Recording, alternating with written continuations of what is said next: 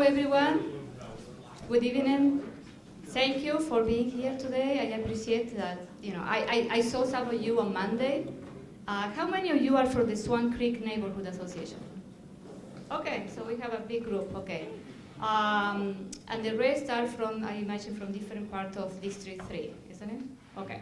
So we are doing this, we call listening session, and also I invited some staff to do some update what we are doing at the city of Fitchburg. We already decided to do that last year at the end of the year, and we scheduled to have one in every district. This is the first district that we are going to have this listening session. I decided to do it like at the end of April because after my tax season, I work, as an accounting firm, so I was waiting for finish my tax season and also to schedule some of the, coordinate with a lot of people here at the city to be ready, to be sure that we can be all in the same time of day. So what we're going to do is, I have an agenda. So we have also invited the District 3 elders.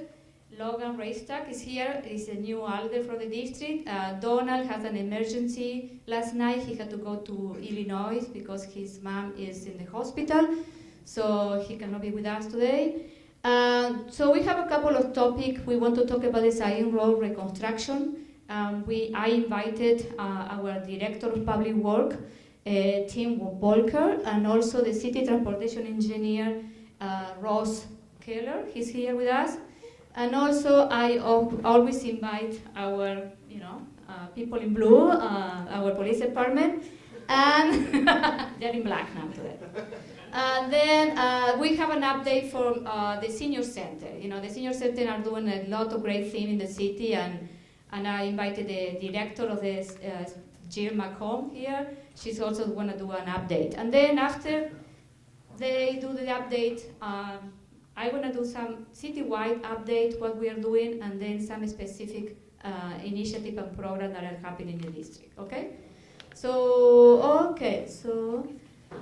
what I want to mention that we have a new common council. We started April 15, and we had our organizational meeting. We have 2 new elected officials. Logan is one of the new elders, and also in District 4, Micah LaDuce, he's another new elected official. And Gabriela Gerhard, she's from District 2, she was elected to be the council president for the 2nd year. You can see the map where the green section is District 3. Okay, so it's one of the biggest, I will say that is the district where everything is happening. Okay, we have all the development. I live in District 2 in the pink area, and that district is also already fully developed. We have a couple of infill lots and sizes, but very, very small to build neighborhoods. So that district is fully developed. And then the same with District 1 is the kind of yellow-orange. And the blue one is most of the rural area, we don't have too much land for right now to develop. Okay, so I want to mention some of the city statistics. So the city of Fitchburg is home of around 1,000 businesses, 18,000 people in the labor force, and our unemployment rate is very low right now. We know, I don't know what's going to happen in a couple of months, but it's 1.9. We are a growing population. The city has grown almost 34% in the last 10 years. We are 35,000 people. Our equalized value is almost $5.8 billion. Our tax levy for the 2024 budget was 32 million, an increase of 3% from 2024. Our total budget is around $42 million. This is the operational budget. Then we have the infrastructure budget. In 2024, we were awarded with a AAA bond rating from Moody's. We are 1 on 6 municipalities in the state of Wisconsin because of a financial,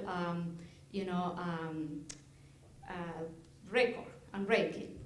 The median income in Fitchburg is $94,000. And according to the Wisconsin Department of Revenue, our average home value is around $457,000.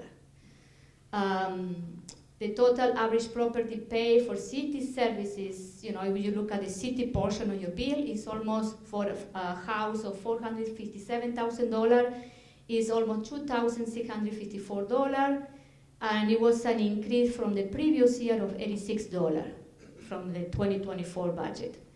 And also we have a Chamber of Commerce that with 400 members. So on the bottom there is like a table where you know, you have the value, average home value of the city is 457. As I mentioned, the tax city purpose, an average is $2,600, a change of $86 from the previous year. An average apartment is $119,000. The tax bill is around $695. There was a decrease in taxes for an apartment in 2020 for the 2025 budget. Okay, so now we are going to invite the police department, and then we're going with public works and senior center, and then we are going to do, Logan and myself, we are going to talk about what are the city updates. Two chairs.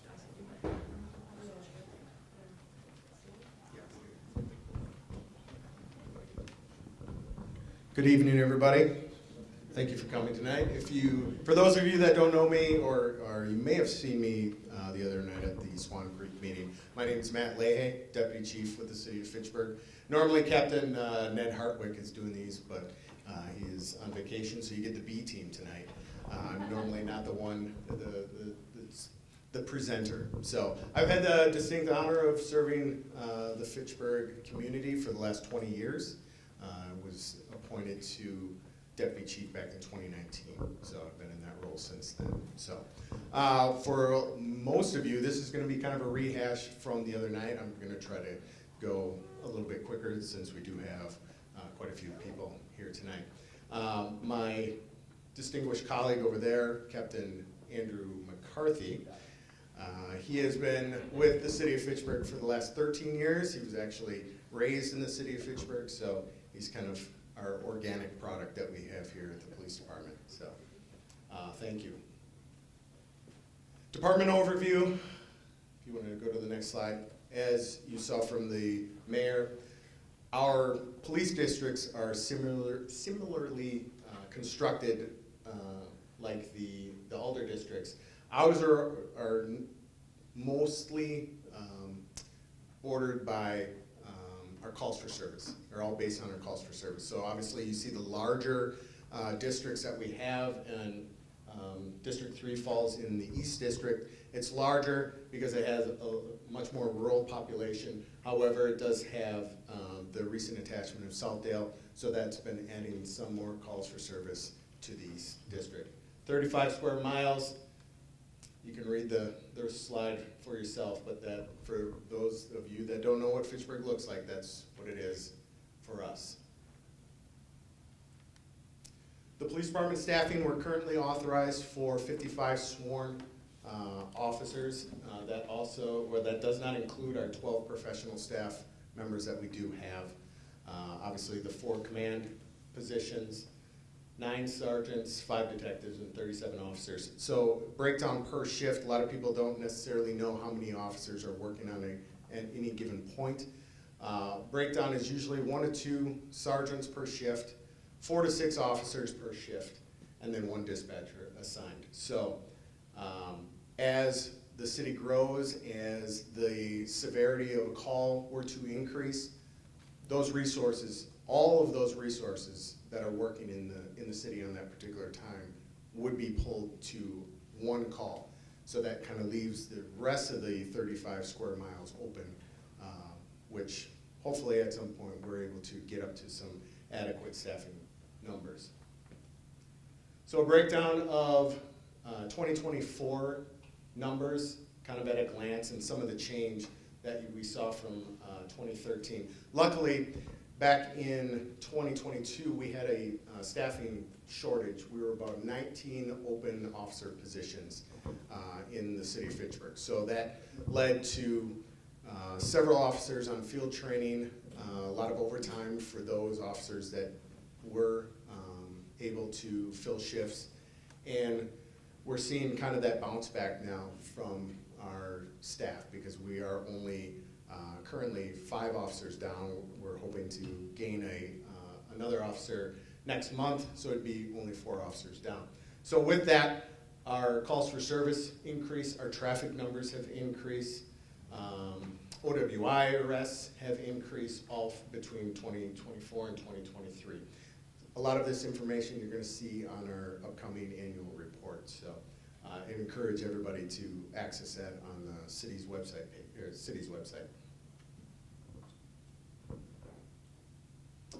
Call for service data, comparing 2022, 2023, and 2024. As you can see, pretty consistent across those three years.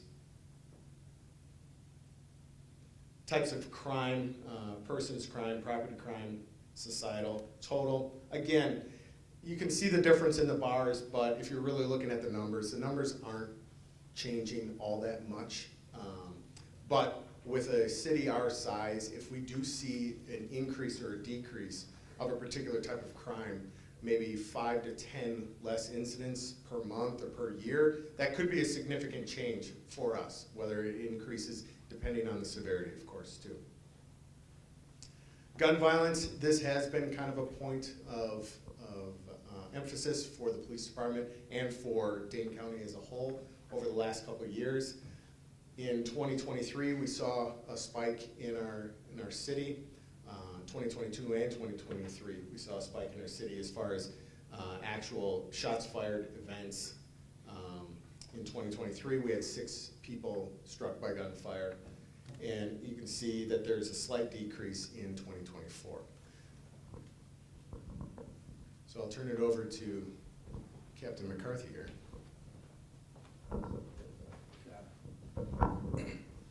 So as the deputy chief kind of made reference to, those numbers that you saw on there over the past few years were fluctuating a little bit.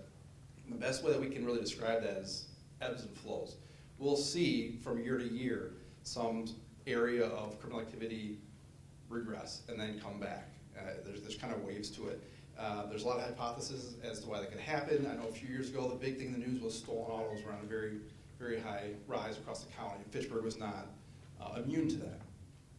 What we see is it typically is a pocket of individuals that are doing that, and then either they move out of the area or they are put into the criminal justice system and they move on for whatever reason it comes down. But then the trend will usually come back with another group.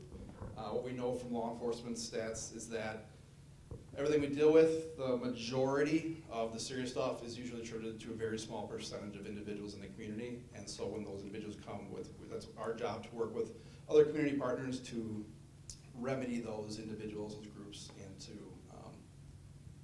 kind of get back to the ebb, not the flow so much. You've been doing this longer than I have, so you can attest to this, but the amount of time and labor-intensive work that is in a lot of the cases that we investigate now is way up. The standards and expectations and training requirements put on by the state only continues to increase for law enforcement, and that requires a lot more labor, investigative time, and staff power to do these investigations. Things are becoming a lot more technologically inclusive as well. Cell phone technology and the use of cell phones and computers being on the rise makes it very hard for us to attribute time necessary for those crimes. You have to get search warrants, you have to find a way to download the data, find the phones, that sort of thing. So as technology changes, when we try to adapt to it, it's very hard to catch up at times. Growth of the city, no mystery here. Fitchburg is growing at a very fast rate. And so staff for every department in the city, police included, try to keep up with that growth. As we continue to grow, there's more calls for service. We were talking before the presentation here, speeding is a concern, traffic is a concern, and we try to deal with that as best as we can while also dealing with the other calls for service that continue to come in, as you would expect with the growing population. And on top of all that, we have one of the lowest staffing ratios for police departments with comparative cities in the Midwest and our own area, which I'll talk about shortly. Coupled with some of the highest violent crime rates per capita as well. A couple of charts here. They didn't quite translate the best on here. They're a little small. I apologize for that. But this is looking at data from 2025. Wisconsin cities between the populations of 30,000 and 50,000. So that is a comparable measure that the state of Wisconsin uses. You can see here, officers per 1,000 residents, Fitchburg is dead last among the 15 cities in that category. At just over 1.5. On the next chart, you'll see that orange bar. That represents the Midwest average. So police departments across the Midwest states, the average officer per 1,000 residents is 1.9. We've been close. 10, 15 years ago, we were close to that number, but as you can see, as the population of the city continues to go up at a drastic rate, the ability of our staff to keep up is not at that same rate, and so for the past several years, we've been declining at a very steep angle from that. So 1.9 is sort of the measure we're trying to get back to, but we're at 55 sworn. I think this represents the need for 65 sworn for that number. A couple more trends. This is like a 2023 FBI data that all the agencies contribute to by law. This first chart here, we've got many of the municipalities in Dane County, with the exception of Madison, they're an outlier because of how large they are. But of all the rest of the cities that are up there, Fitchburg, we are at the top for the crime rate per capita of all these cities. On top of that, we have the highest number of crimes relative to the other cities. The outlier here being Monona, their crime rate here looks a lot higher. They have a lot of commercial businesses, a large Walmart, they have a lot of property crime and a smaller population, so that figure looks a lot larger. But when you look at the number of crimes, that's what puts us up top. 2023 violent crime data. So cities over the population of 25,000 in the state of Wisconsin are listed here. Fitchburg is ranked number 5. We are at the top with Milwaukee, Beloit, Wausau, Kenosha, and then Fitchburg as far as per capita violent crime rates in the state. So these are some of the things that we're trying to address with the staffing that we have in a city that continues to grow. There's some positive stuff on the horizon. So there's a new police facility that is being designed and looking to be built across the street, which would get us from 12,000 square feet that we're in now to something more appropriate along the lines of 55,000, I think. We have a new canine that's being transitioning, so our current canine Drago is looking to retire at the end of the summer. We have a new canine handler selected, Officer Juan Hinojos, who's been here with us for 8 to 10 years now, and he'll be taking on these this summer, the next month or two, training the new canines. So we're kind of excited to bring that to Fitchburg. And then the staffing, just a few years ago, we were down, was it 19 unfilled positions.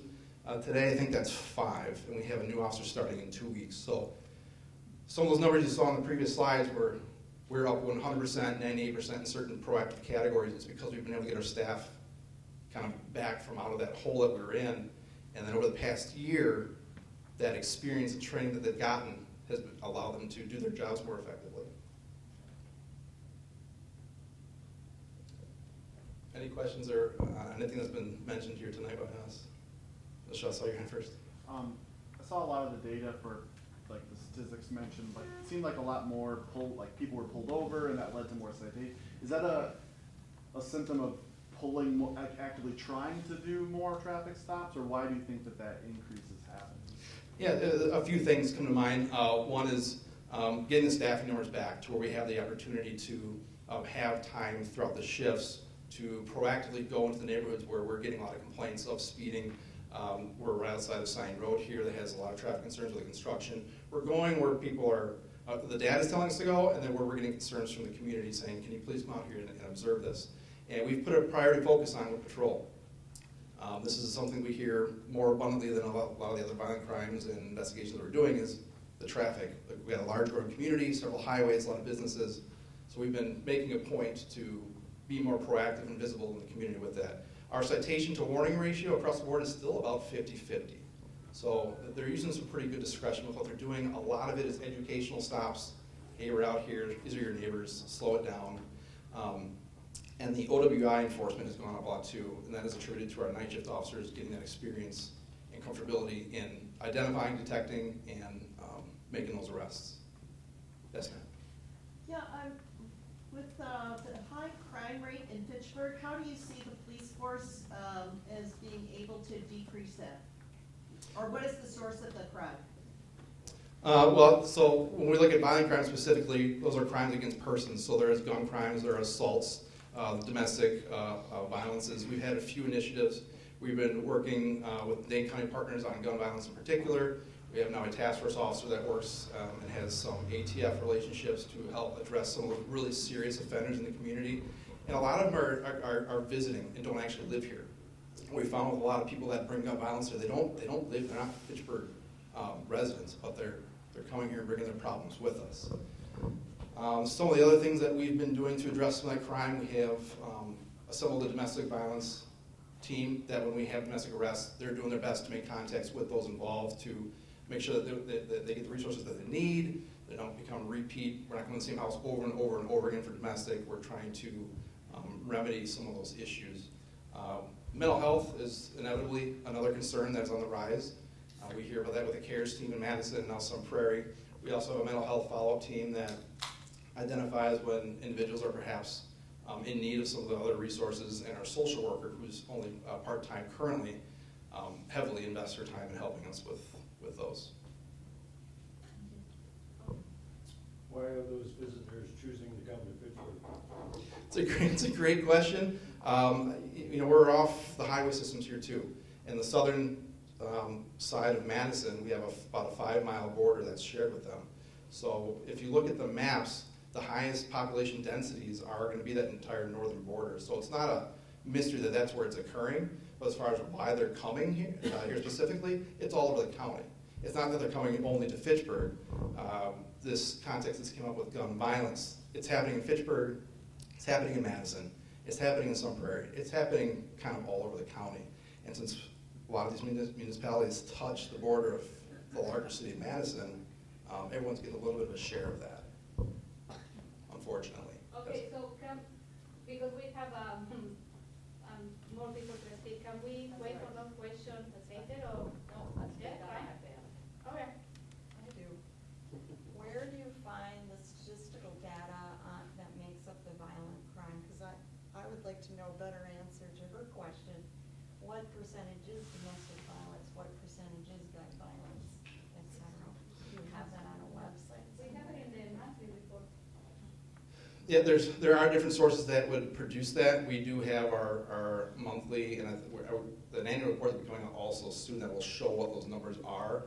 We pulled these numbers straight from the FBI website, so every city has to report their data to the FBI, and that way there's a very similar viewing window for the data for this comparative analysis.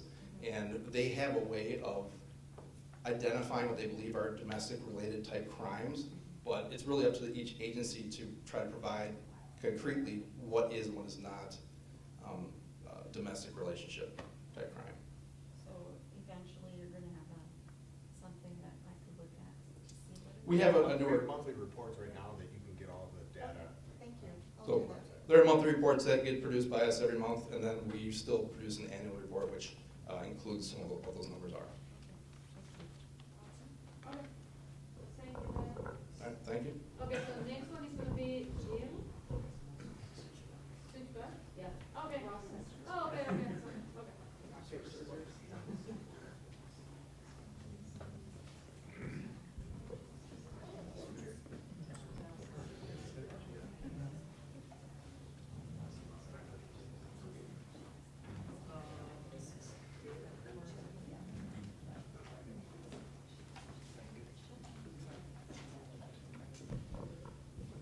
All right, so I am Ross Kaler. I'm the transportation engineer for the city. I've been here about 2 years.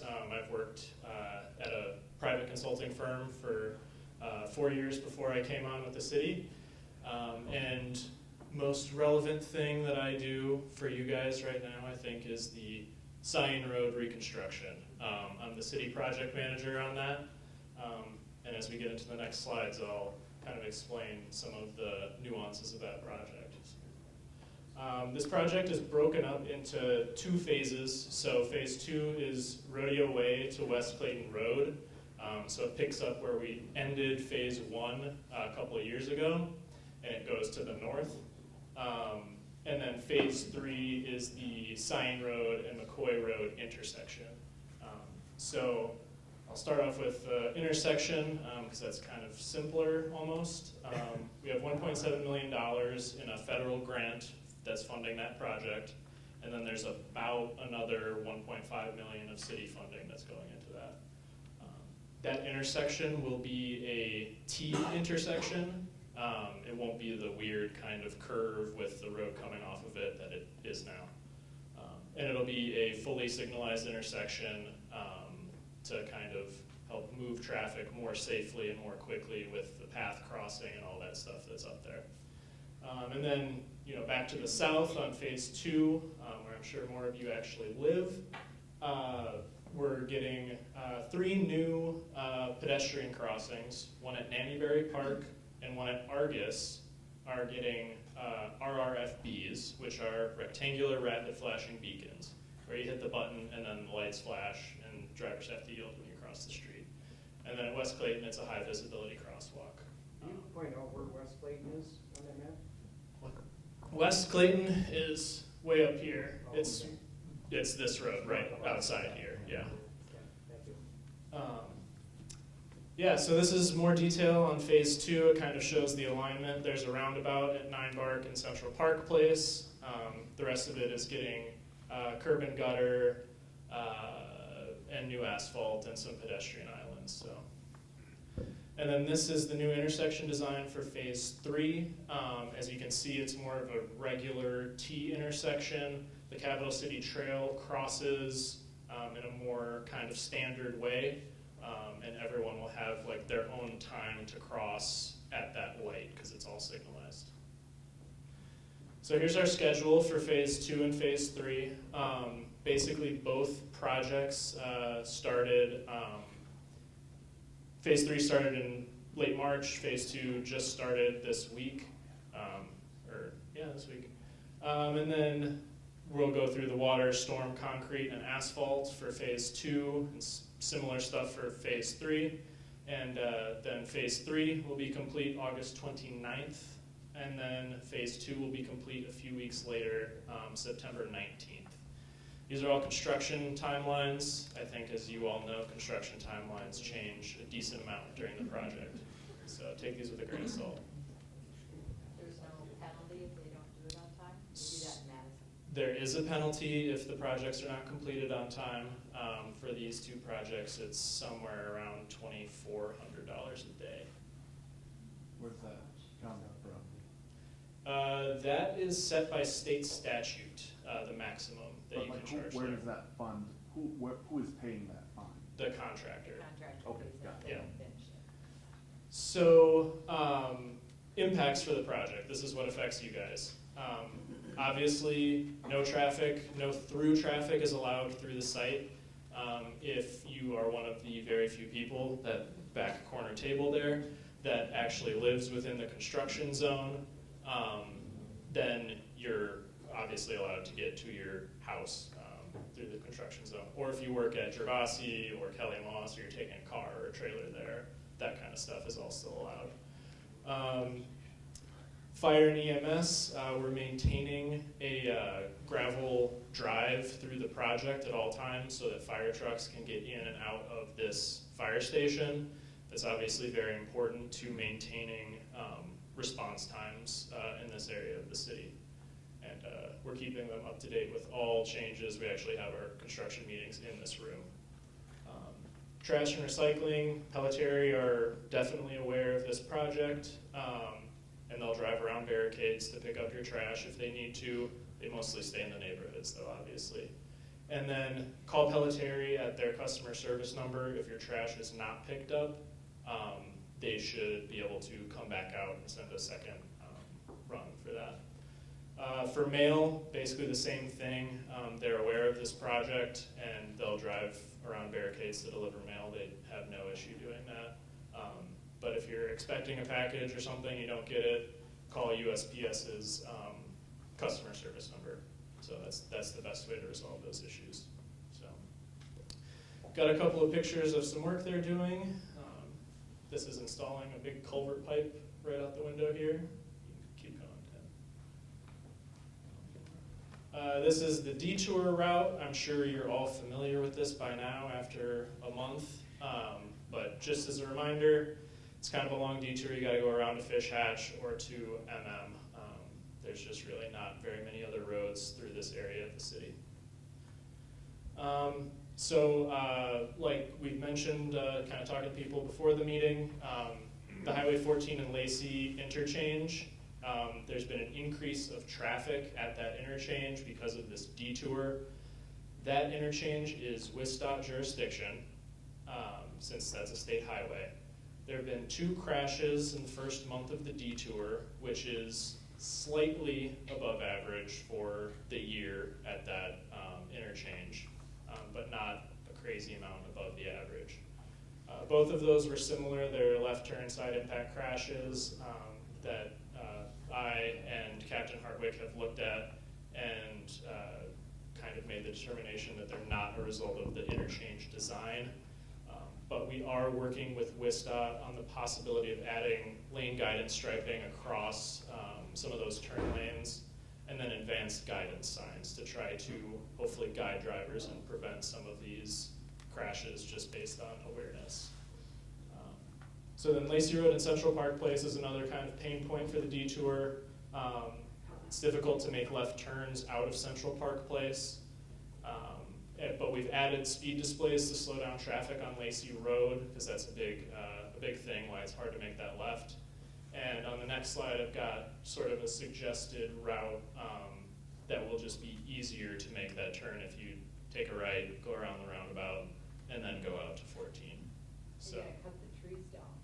That's what you do. You know what trees I'm talking about? that's what I've got up there.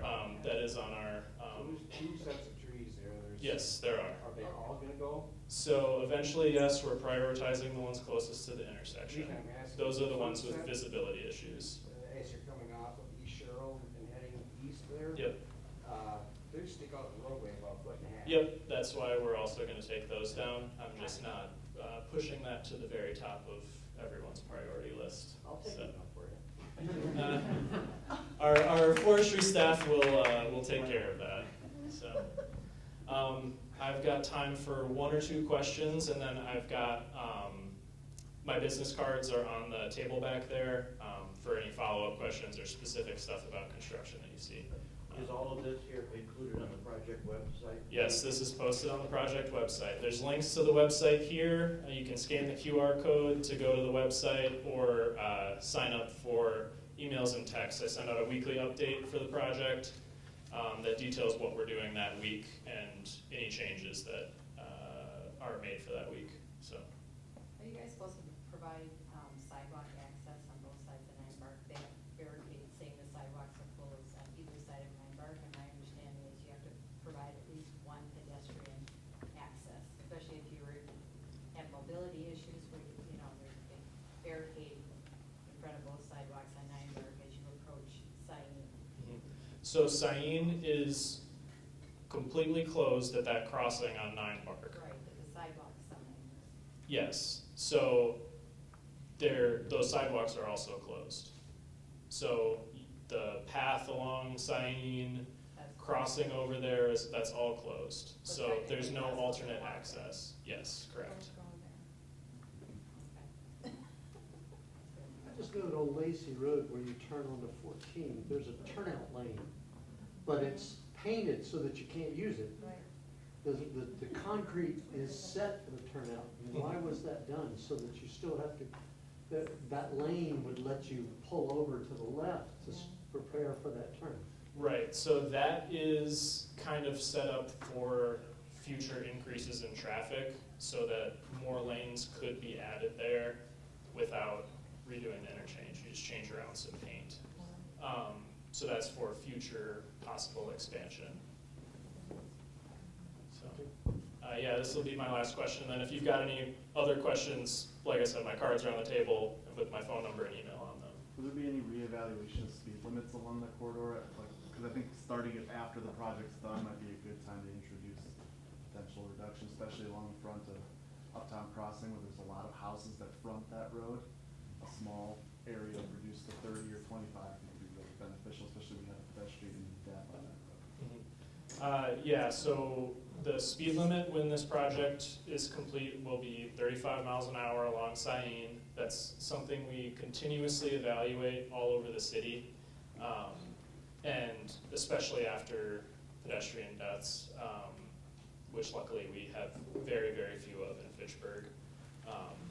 But with these rectangular rapid flashing beacons and high visibility crosswalks, those are things that we feel will be effective in keeping everyone safe on this corridor. I think the roundabout's gonna help a lot too. Yes, thank you for mentioning that. The roundabout should help a lot too. Thank you. So, all right, I'm gonna hand it off to Tim. Like I said, my cards are on the table if you've got any other questions or concerns during construction. Thanks, Ross. As Ross mentioned, my name's Tim Volker. I'm the Director of Public Works, City Engineer. I've been with the city a little over 2 years now. Previously, I was an engineer and public works director down in Florida for 17 plus years down there. And just going to give a couple other project updates within the district. We're going to be having a new water tower constructed. It's going to be our Tower D, and that's going on the northeast corner of Highway 14 and Lacey Road. The utility had purchased a lot previously and will be constructing there, so that should be starting within the next month. What you'll see at the beginning of that construction is just earthwork and the foundations being constructed, and then you're going to kind of see a lapse of time where not a lot of work's done over winters when they're going to construct the steel for that water tower. So that is right now anticipated December of 2025, and then we're hoping to have it erected come May of 2026. And then that's also going to be coincided with our new well going in Stoner Prairie. And then we're going to kind of be shifting around some of our distribution water zones as part of this project. So our next project is the 2024 sidewalk replacement project, which started last year. And then in November, the cold weather kind of hit, so we put it on hold. Up in Uptown Crossing, you're going to see some additional sidewalk replacements in there to finish off that project. So the contractor from last year will be remobilizing starting on Monday, April 28th. And then they're looking to wrap up that 2024 project by the end of May 2025. So with that, does anyone have any questions? All right.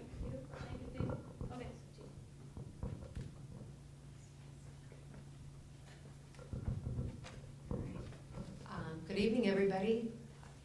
My name is Jill McCone. I'm the director of the Fitchburg Senior Center. I've actually been with the center for 32 years, so I've aged right into place. So everything I'm talking about, I'm eligible for. So happy to have the opportunity to just give you some information about senior center programs and services that you might not know about, and then certainly be here to answer any questions that you might have. So our goal is to empower people as they go through their aging journey. And we hope to do this by offering a variety of programs and services that meet everybody's needs. We have about 260 people that come through the door every single day, and our ages range from 50 all the way up to 90s. Our program is kind of led by the pillars of wellness, and so it just gives us a good guide to make sure that we're offering a variety of programs and services that meet needs. So that would mean social well-being. We've got a ton of hobby clubs. I won't go through that newsletter because it's a lot of information, but that's what is going on every single day. So a lot of hobby stuff in there, quilting and knitting and ukulele and pickleball, on and on and on. Physical fitness. Fitchburg is a very, very healthy community of older adults. Fitchburg's population at 14% is 65 plus. And we serve really 50 and up through other programs. There's a lot of older adults in Fitchburg, and older adults is not a bad name, so don't get offended if I gave you a newsletter tonight. So physical fitness, yoga, pickleball, tai chi, aerobics, biking. We've got a lot of stuff going on. So if you want to exercise with people, come on over. Brain fitness. We have a lunch and learn program every other Wednesday with a variety of speakers. We had somebody come out from Taliesin talk about Frank Lloyd Wright. We had OT, PT therapists come. We have Young's Garden Center coming. We have an audiologist. You don't have to sign up. Just come on over and get your brain fit. Emotional well-being. We have women supporting women. We have Parkinson's support group. We have a caregiver support group. We have a veteran support group. So trying to address those issues. Health promotion. We have blood pressure, foot care, acupuncture, massage, and I consider meals, nutrition, health promotion. And then community links. We are able to connect people to a lot of variety of services outside of our agency. We also have a lot of volunteer opportunities. We connect with higher education institutes to work with students to just really offer more intergenerational things and links to the community. So within our programs, we serve about 1,400 unduplicated older adults every single year. So a lot of people think about programs when they think about senior centers. Actually, probably in folks that are in their 20s to the 50s, when they think about senior centers, they think like, oh, that's where old people go to play bingo. And then you ask somebody in their 60s, what do you think about a senior center? They think the same darn thing. That's where old people go to play bingo. So we're really trying to dispel that myth and change the perception of how people think about aging. And I think we're doing okay at Fitchburg. Something a lot of people might not know about our senior center is that we offer case management services. So Fitchburg is one of 12 focal points in Dane County. So we received this year $103,000 for our case management program. We have 2.5 social workers on staff. The police spoke about their part-time social worker. She spends her other time with us. So it's a really nice bridge to all ages. Sarah does both police and senior center. So what is case management? Well, it's really about keeping people independent and in their own homes. So we can connect people to services, we work with families, we work with clinics, we work with social workers, we work with adult protective services, we help do guardianship, we help find housing and transportation. We sound like miracle workers, but sometimes we are, truly. What I've seen over my years is Fitchburg is more diverse. We have a ton of mental health, we have homelessness, we have all the issues that you might see in a big city, just on a smaller scale. So we're being challenged to really try to provide the services that can keep people in their home. Because if you're not in your home, assisted living is going to cost around $5,000–6,000 a year. Lots of places, or I mean a month, I'm sorry, yeah. And a lot of places, that's a private pay, unless you're on family care and you meet the Medicaid eligibility, which is pretty low. So those middle income folks, it gets hard. Memory care, $8,000 to $9,000 a month. Nursing home, $10,000 a month. So most folks might not have enough money to pay for that. So that means medical assistance, the government is going to pay for that. It is way cheaper to invest in programs at the local level that are preventative and cost effective, and it's where people want to age in place. So I'm really proud of our social worker program. In 2024, we served 815 older adults through INA and case management. So even if it's information and assistance, we help with Med D plans. They might want some questions about benefits, and we might refer them out. Case management can be long-term, short-term. We follow people for years and years, and sometimes it's just a small, I broke my hip, I'm alone, I need a walker, I need meals, and then they're done and on their way. But at least they know what we can provide. Speaking of walkers, we have a huge loan closet, so don't ever buy any durable medical equipment. We got it, so come on in, it's a great service. It's good for the environment to use and reuse. Nutrition, that's another county-funded program. Not quite as funded as case management. We received $44,000 in nutrition money for 2025. Not a ton, but it helps. That money the majority comes from the Older Americans Act, which I'm watching closely, as well as some other grants, the federal grants. And then senior donations cover some of that, and then the county puts in a lot in the state to that nutrition program. So that program is mandated through the Older Americans Act. People over 60 just can make a donation. If you're under 60, you have to pay the full price. At the senior center, we serve about 25 to 35 congregate meals on average each day, and then we send out 35 to 45 home-delivered meals each day. So we have 5 routes to cover the whole city because people our drivers can't be on the road more than an hour because you have to keep the food at a certain temperature. So as you saw, Fitchburg is a big community, so we have it all sectioned off. So in 2024, we served 18,556 meals. There's a lot of food going out the doors. It was 2,500 more meals than we served the previous year. So the nutrition program is critical to a lot of people's nutritional health, and it really fills a need. For nutrition, we served 430 unduplicated people. Transportation, Ross, touched upon some of that, but it is an issue, I know, for us, for older adults that we serve, and I know the city's working on it. Right now, we have a Dane County contract. All focal points have a Dane County contract that will provide transportation to and from the senior center for meals every single day for $1 a round trip. And also they are mandated to offer shopping trips. So they'll go to grocery stores and general shopping. That transportation service provided 5,589 rides to older adults in Fitchburg. So really pleased to have that opportunity to contract with the county for that. But unfortunately, that transportation at the senior center gets people there around 10:30, and then generally they have to go home at 12:30. So anything before those hours or after those hours, if you don't drive, you can't stay. So it gets a little frustrating when I know that people that really need to stay and engage in some of these social activities don't have the transportation. The mayor was very generous in including some money in the budget for some program transportation that we're able to use. But hopefully that will expand. We also work with RSVP, which is the Retired Senior Volunteer Program. So what they do for us is we find the volunteer drivers to take people to medical appointments. RSVP does the background checks, and then they'll reimburse folks for mileage. Also, RSVP covers our meal drivers. So if you're out on the road and you're doing 35 miles because you got the huge country route, you can submit for mileage reimbursement. So we rely heavily on those drivers, and last year I think we did 450 one-way rides to doctor's appointments. If you need a wheelchair, that gets a little difficult, and we might be able to lean on our nonprofit group who will pay for wheelchair rides. And then speaking about volunteers, we have a really, really robust volunteer program. Last year we had 233 volunteers provide 17,000 hours of service. Most of our programs that you're going to see in there are led by volunteers. We really try to engage people that come in, that want to share a talent, that want to be a leader, a facilitator, and it's great. I mean, it gives you a commitment to your community, you get to share a talent, it gives you purpose, and I don't know, it's a win-win all around. And so we have a ton of volunteer opportunities, so if you are interested, certainly give us a call. Mandy Miller runs that program.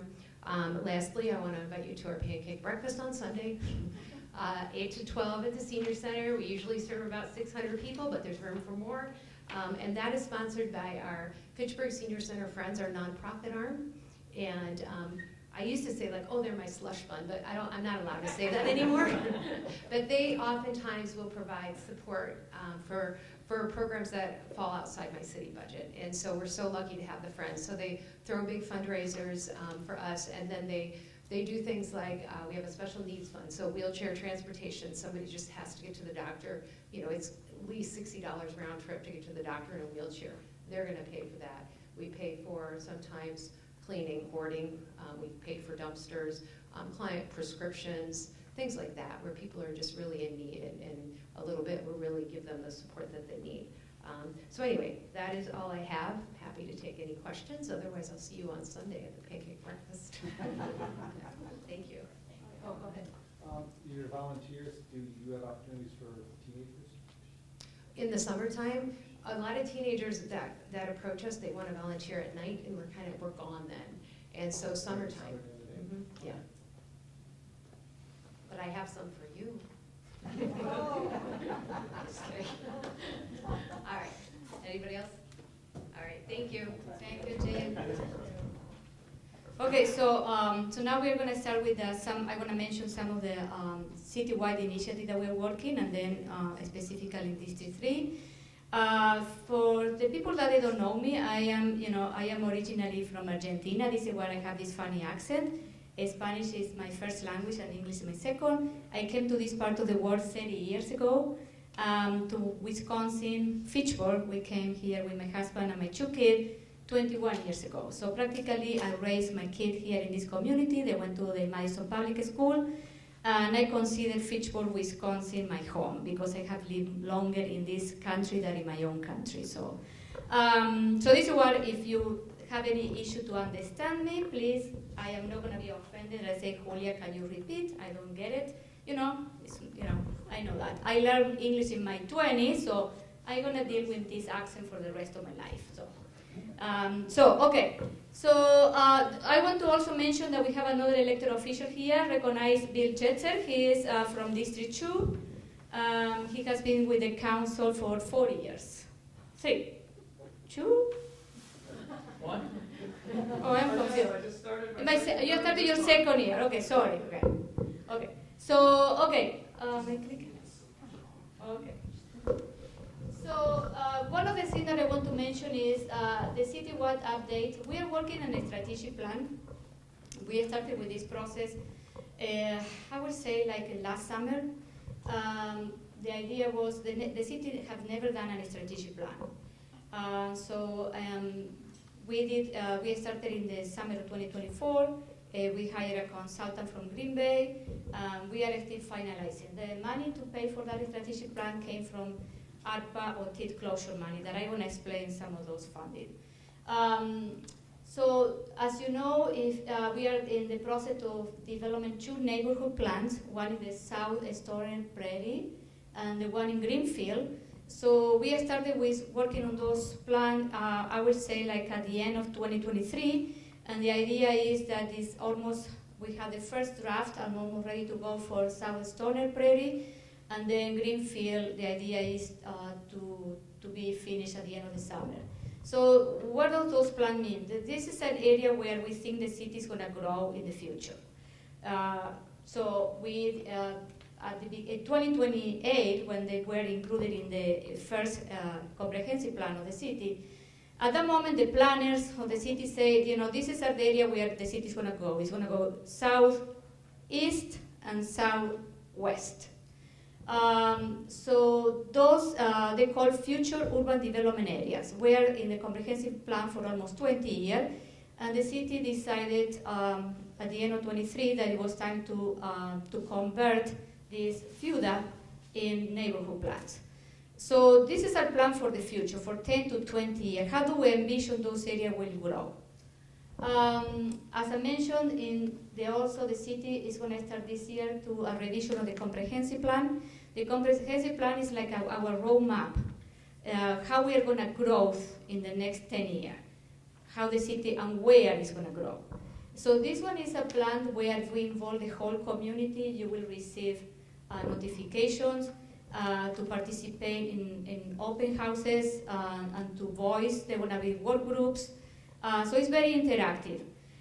This process takes at least 18 months to develop. So the idea is to start with this plan in the fall of 2025, and maybe it's going to be completed by the end of 26 or the first quarter of 27.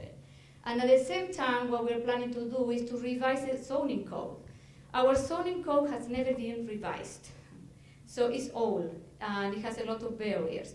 So we decided that we are going to do it at the same time the comprehensive plan. So this is another very robust project that is going to involve a lot of time and community involvement too and feedback. So right now we are working in the capital improvement plan. What is the infrastructure budget? We usually, the city will put together a plan for 10 years. And this is all the big buildings and construction, roads, the facility, buying equipment, we had to replace our fire trucks, ladders every 10 years. Believe it or not, each of those ladder trucks costs $3 million right now. So we are working right now. We started with the process last week. Each of the head of the department presented to me the first draft for this department. And then I have until a couple of months to put together if we need to move delay project because it's not looking good. I received the first draft, and I mentioned, and then what I can see without including any new project or initiative, taking last year, updating the number by inflation, and revising the number of how much it cost some of the project. I am in the red for $500,000 that I need to find, because the 2026 year is going to hit my operational budget for next year. So that one we are working on that, and then during the summer we work in the infrastructure budget. That also is going to be a public hearing, so you are going to be able to participate. We usually don't have people to come. I invite you to come to those meetings because they are very important. And you will receive notification of when is the public hearing. And then when we finish with the capital improvement plan, we start working in the summer, like in July, with the budget for next year, believe it or not. And then because the budget had to be published in September, okay? So it's like City Hall now, the finance department is very busy working on this project. The other thing that we are planning to revise is the housing plan. We put together our first housing plan in 2019, and so now after 6 years, it's time to revise. And so we already hired a vendor, and they're going to work in this project during the summertime. It's going to be also feedback from the public to participate. And the idea is to determine, where we are with our housing inventory right now.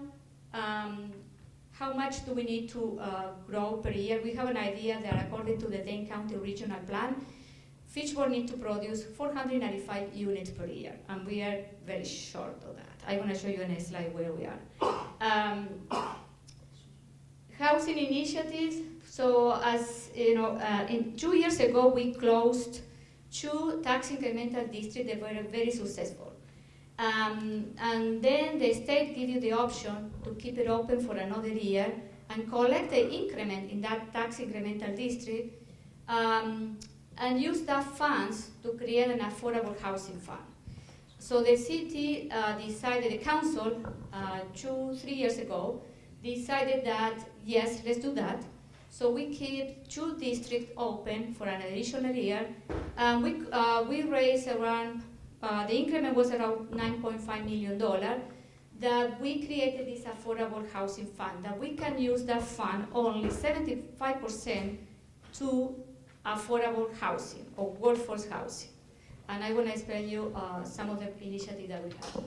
So, and the other thing that we are trying to do while the zoning code is being revised, we are going to start doing a couple of minor zoning changes in the summer to, like determine if we need to, the lot size.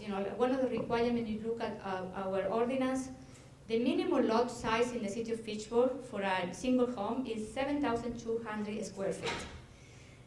So we know that the trend is that people want to live in a smaller lot, or if we want to make houses more affordable, we need to make those houses smaller or build neighborhood where we don't have one house every half a quarter another, acres, because it's so expensive, the infrastructure go under the development, and Tim is here, can explain that. So the city is considering what are those minor changes that we can do to the zoning code to remove some of the barriers to be able to build more affordable workforce housing, more affordable housing. When I say affordable, it's like, remove some barriers where, it doesn't cost like $700,000-$800,000 to build a house in Fitchburg. Because we need to think that an average lot in Fitchburg costs what? $150,000 the piece of land, that's it? And land has been very, very increasing in price lately. Okay, so this is one. Okay, so I don't know, do you want to go through the new development or? I can. So this is all the new development that happened in your district, because it's the district where we have the land ready to build. So I don't know, you want to go through this? Sure, I can Okay. grab the microphone here. All right, and for those I haven't met yet, I'm Logan Reichstead. I'm the new alder for District 3. We talked about siding road reconstruction, so we'll skip that for now. We have a number of developments that are planned in District 3, and Uptown is really kind of the nexus, the heart of that. We've got the Talon Apartments, which is the apartment, if you're going on Lacey Road, heading, that would be south-southwest, before you go up the big hill. That is that apartment. It's coming along pretty well, 59 units there. The next project is called, what is that, Uptown Hills, I believe, is the affordable workforce housing. It's going to be 24 units, mostly townhomes. That'll be on what was Old Lacey Road, now it's Haight Farm Road, east of the roundabout on the north side of the road there. And then to the south of that is what's the Hartung plant development. So that's technically in District 4. Lacey Road and Haight Farm Road are the cutoffs. But there's another, we've seen the Juniper, it's called, another couple hundred units there. There's a second building that's being proposed and working through the city process right now for that. And then there's a third building proposed there as well, in addition to some of the townhouses, townhouse-style apartments that are kind of ringing the outside of that neighborhood. And then the eastern portion of that is proposed to be more, not heavy industrial, but more kind of like light industrial. If you're driving down Nobel, for example, kind of where Promega is, that's kind of the vision for that eastern section of that property. We also have Highfield Reserve, which is building out kind of south of Fahey Fields along Nobel and Notre Dame, or Notre Dame. I still have not figured out how many years I've lived here. I still have not figured out which way we want to go with that one. But 257 single-family homes and 12 twin homes there. The inspiration at Swan Creek, folks in Swan Creek are probably intimately familiar with this one. It's the last vacant lot in Swan Creek. The neighborhood has been around for 25 plus years, and that was the one lot right on Sherrill that has been undeveloped all this time. Right now there's going to be 57 single-family homes, or some duplexes included in that number. There's one that's already under construction, and there's a private driveway that kind of is a U-shape off of Sassafras Drive for some of those homes. Fitchburg Townhomes, some of those are already under construction. That would be south of Lacey along Notre Dame, and then it's, if you're familiar with the crossing, it's the ones that are immediately to the west there. One building for sure is already up, and there's plans for several more in that development. We have Lacey Woods, 15 duplex condos, and then the last phase of Terra Vesa, phase 5, that's getting underway here as well. That will be kind of the last build out for Terra Vesa, and then Lacey Road will go from edge to edge in Fitchburg. It'll start at Fitcherona and then go all the way through and connect over to Larson at Meadowview in the town of Dunn. So you'll be able to go from west to east all the way across Fitchburg on one road.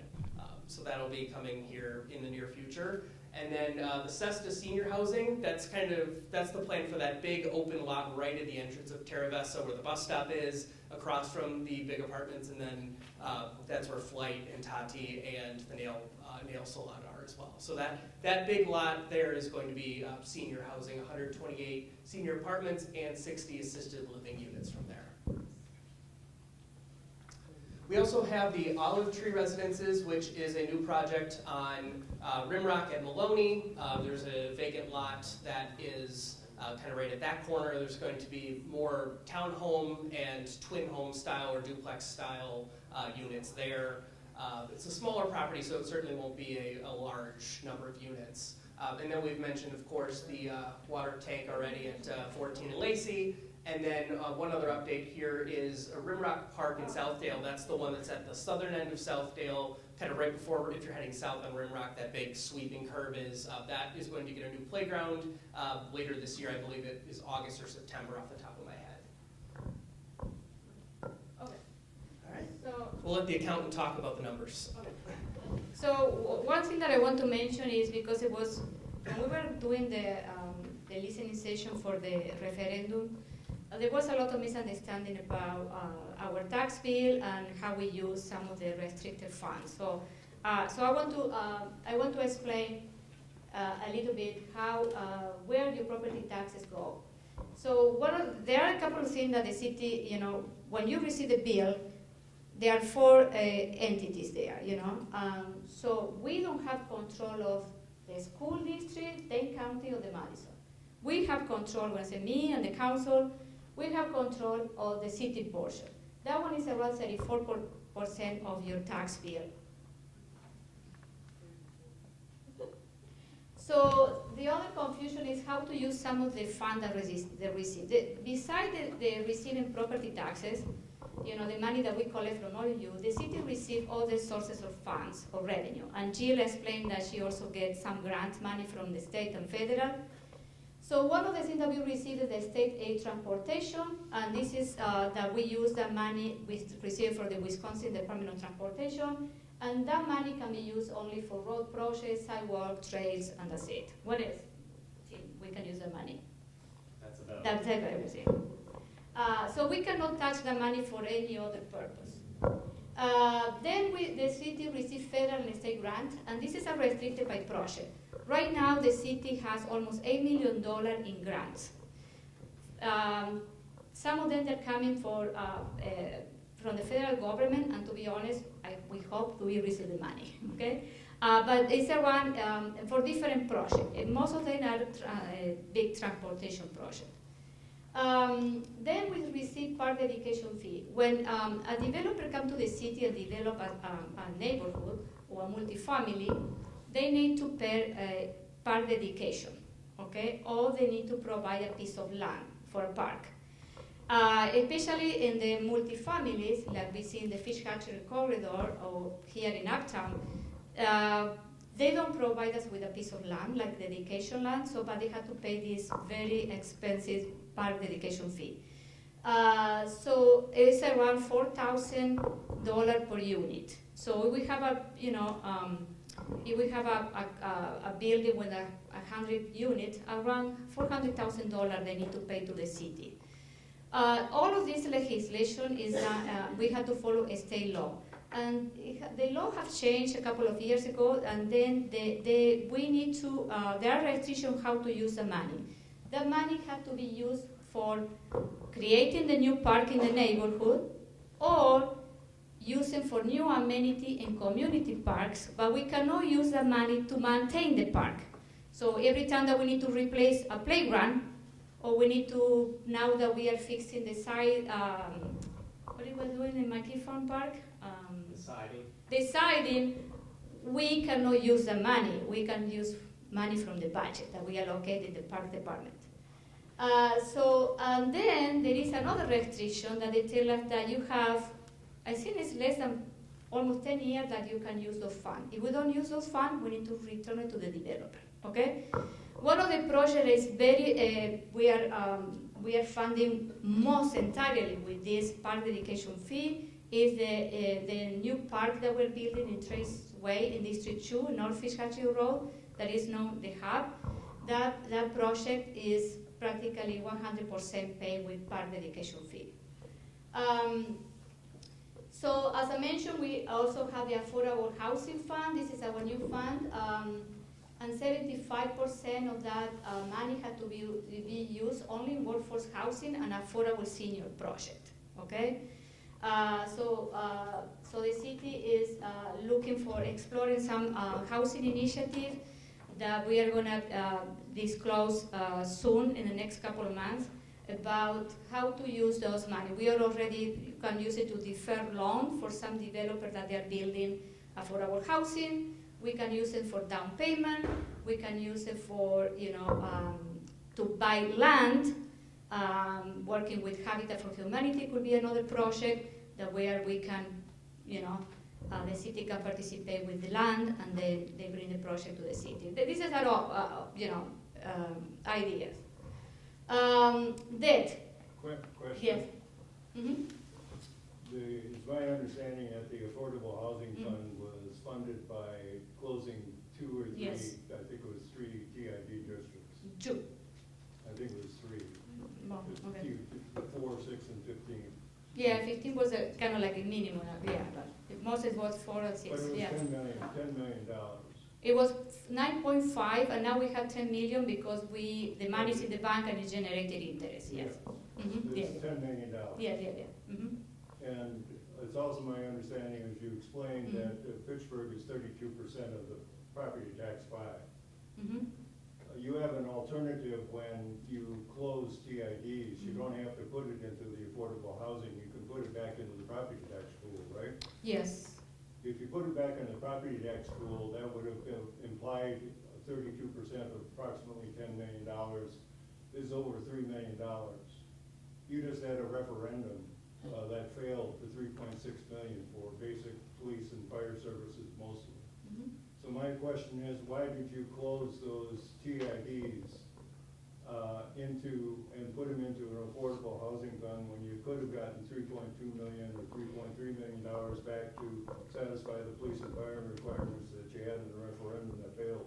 Because the council at the moment decided that there was a need for building more affordable senior, affordable housing, and more workforce housing that the city needs, and this is why the city decided the council decided to go that route, because there was a need in housing.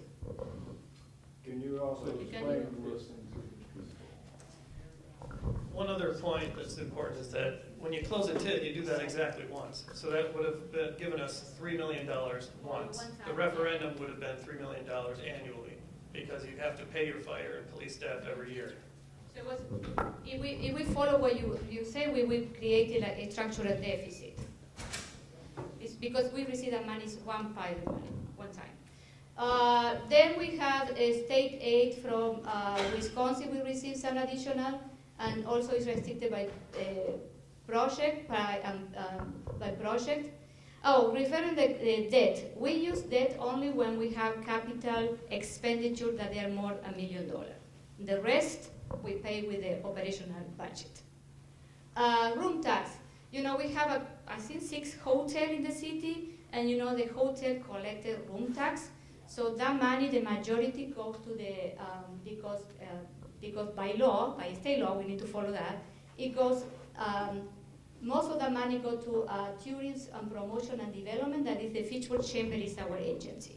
So practically, it goes to the Fitchburg Chamber of Commerce, and they are the one promoting the city. And then we have the TID closure, that are their one-time project. This is what we did when we closed the additional, the two tax incremental district. We use some of those funds for one-time project. Not for grant, not for to hire people, staffing, or hire new programs, because then you're creating a structural deficit, because that money you get it one time, you don't get it every year. And this is why the city of Madison, got in trouble because when they start using the ARPA fund to hire staffing or to create new programs. The city of Fitchburg, when we get the $3 million ARPA fund, we have a great finance director person, Misty.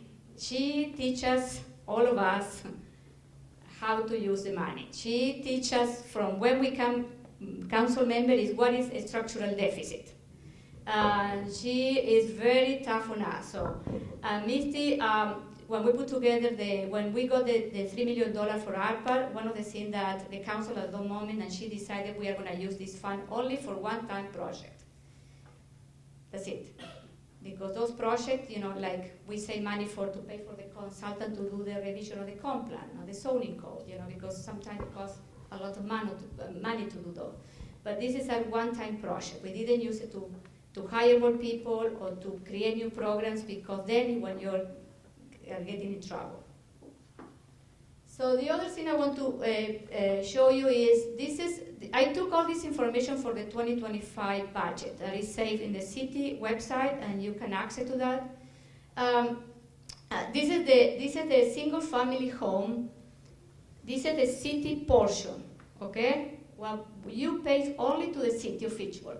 As you can see, it has been very, consistent. We don't see peaks, and when people say that we are paying a lot of taxes have increased a lot, look at that.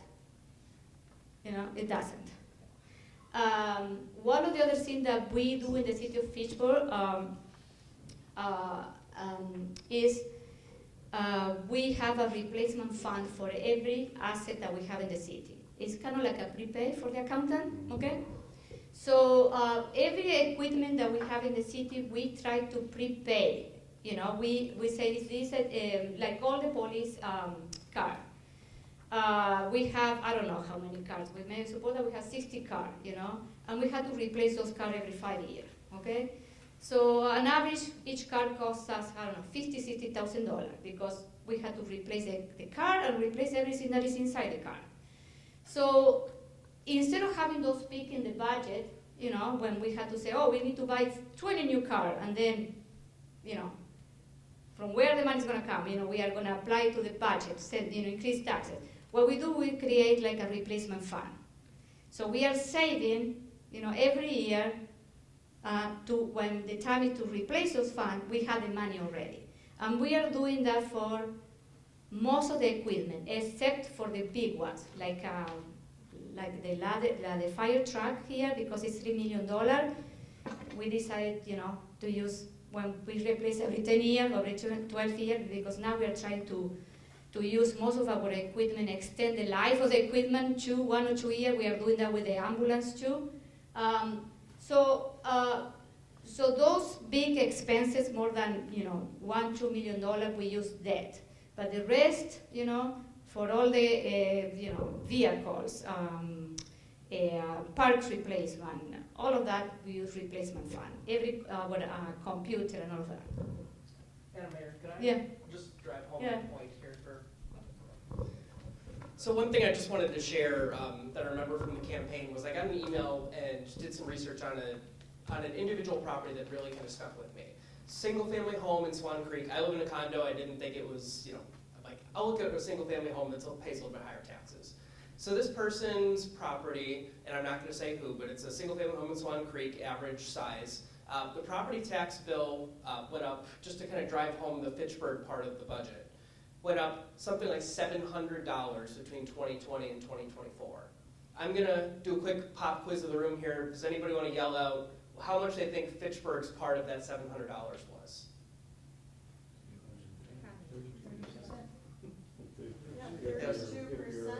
It was based on the records on Access Dane, $56. So of that 700, 300 and I can't remember off the top of my head if it was 360 went to Madison schools and 300 to Dane County, or vice versa. But either way, of that, you know, that's not even keeping pace with inflation. So I just wanted to drive that point home.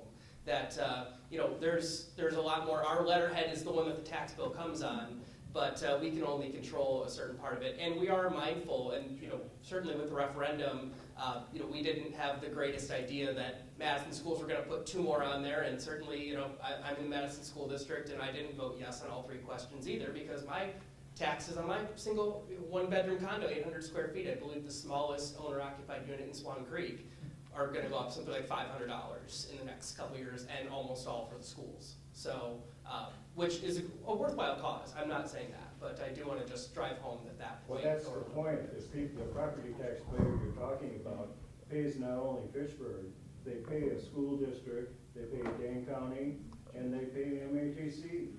So when you say we're only putting up this amount of taxes for Fitchburg,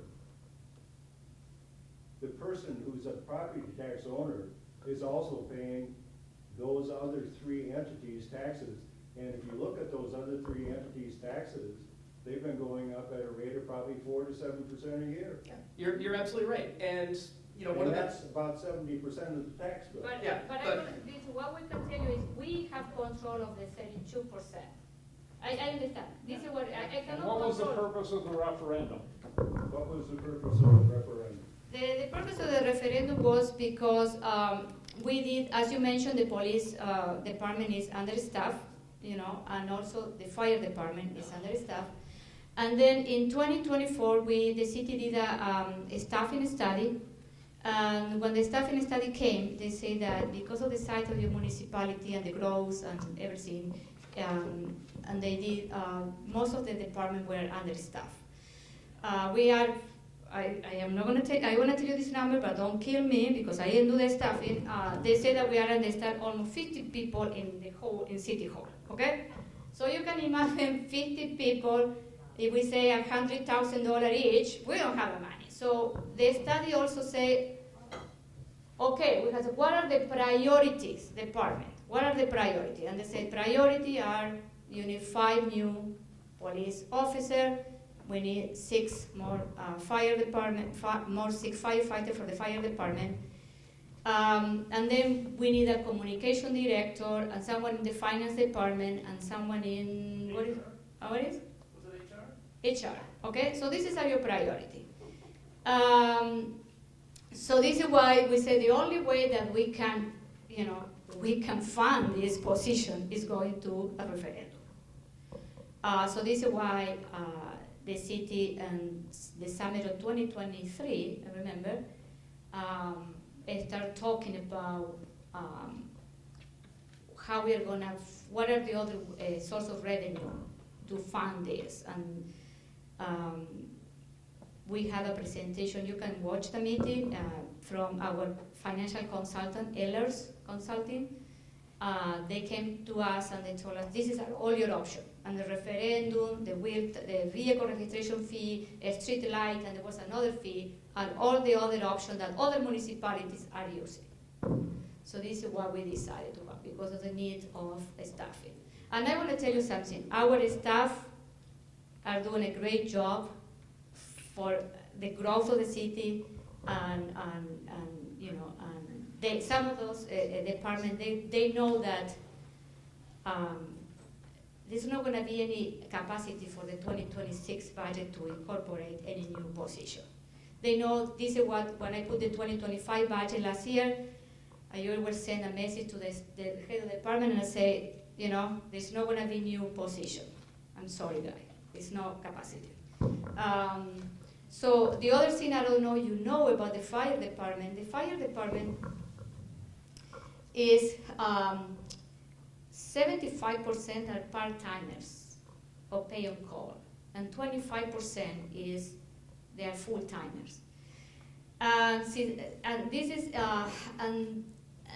the other thing that we decided to go to the referendum was one of my priorities since I became mayor is how we can start moving the needle from this fire department and to hire more full-timers, because the model was great 20, 30 years ago, but the pool of pay on call or part-timer have decreased immensely. We used to have 60 people in the pipeline to be part-timers, and now we will have 30. It's too many. And we cannot run a fire department like that. So this is what was the other thing that for me is a priority. Since I became mayor, in the 2024 budget, I had the opportunity we hired 2 or 3 full-time firefighters.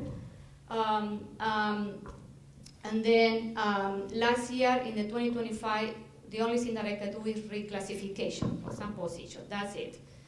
But this is something that we need to think about in the future, how we are going to start making that department more like a full-time.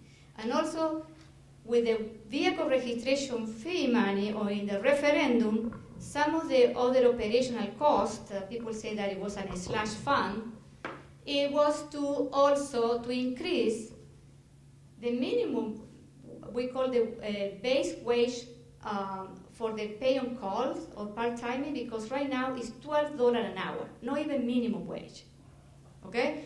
So that one was the idea also to be in the referendum, to increase at least $3 mark. When I became mayor in my first budget, I increased it from $9 to $12. I wanted to do it 15, but I didn't have the capacity. And with the vehicle registration fee, if we can redirect some other funding, I want to increase that because these guys deserve a better minimum wage. So this is where we are. So the other thing, where the money comes from. As I mentioned, it comes from different sources. 58%, almost 59% come from the property taxes that the city collects from all of us. And the rest, it comes from, fines, licensing, intergovernmental, all the state aid, financing sources, public charge services, because every time there is a new development, all the permits, developers have to pay a lot of permit fee, Maybe Tim can explain you how many there are, but because they go through his department, but they pay a lot. And then where the money, the expenditure by type, most of the money is going to public safety. And the rest is going to cover the rest of all the other bucket of expenditure. And where the money goes is almost 70% go to paid personnel. At the end of the day, the city is a service organization. So, so we pay almost 70% go to paid personnel, benefit, retirement, blah, blah, blah. And then we have contractual services because sometimes the public works department, the engineer department are so busy, they don't have the staff to monitor some of the, some of the quality control that we need to hire external Yes, consultants. and also expertise too. You know, we don't construct many water towers Yeah. on a daily basis, so that's something we kind of typically farm out or develop, or a design of a new water well too is not an everyday thing. So we will kind of tend to contract out those specialized engineering projects instead of keeping someone in-house. So you said most of the other 15% go to practically to pay for the rest of the, maintaining the park, removing the snow, all of that stuff, Okay, talking about project. One of the big, as you know, we are working in a new police facility. It has been in the works for, I don't know, since I came to the council 10 years ago, I remember. Finally, we are building this. The council approved last year $35 million. But then last year in the capital improvement plan, I added another $5 million more to be able to add all the sustainable features for this building. Because remember, this building is open 24 hours a day, 7 days a day. It's not like City Hall that at 4 o'clock we close it, we turn off the light. This building is going to be in operation 24/7. So, so we are going to do geothermal, solar, and other sustainable features that I don't remember who they are, but maybe Tim, do you remember? For the sustainability? Yeah. Geothermal well, the solar panels, I believe, are going on. And also we are moving all the equipment inside the building instead of having it outside, all the, to protect it from the weather and save money. So the idea is that so far, I want to tell you something that I saw we are doing some estimation about the cost. In March, they told me, and I saw the number, we were like 40, okay? I saw those numbers 2 weeks ago. Without the tariff, it's coming at 42, okay? So we don't know when we send this to June, we are bidding the project. I don't know how much it's gonna cost when we open those bidding, to be honest. But I hope we are close to 40, okay? And the idea is to start with groundbreaking in the fall of 2025. That project is gonna take around, 2 years maybe to build? Correct? Yeah. Any question about the police facility? No? Okay. Okay, I mentioned that. We just approved the sustainability plan. It's already posted in the website, so they have 880 action items. But some of them we are doing, okay, yes. How long do you think the payback will be on the $5 million for the sustainability ad? We added, because we have the energy tax credit that the government is doing, providing to non-for-profit and now government. So the idea is that if they don't remove those credit rebates, we can recuperate almost 33% of that. So, but we don't know yet because a lot of things are cutting from the federal government, and so we hope that we can have that big rebate for invested in sustainable feature, but if not, the city had to.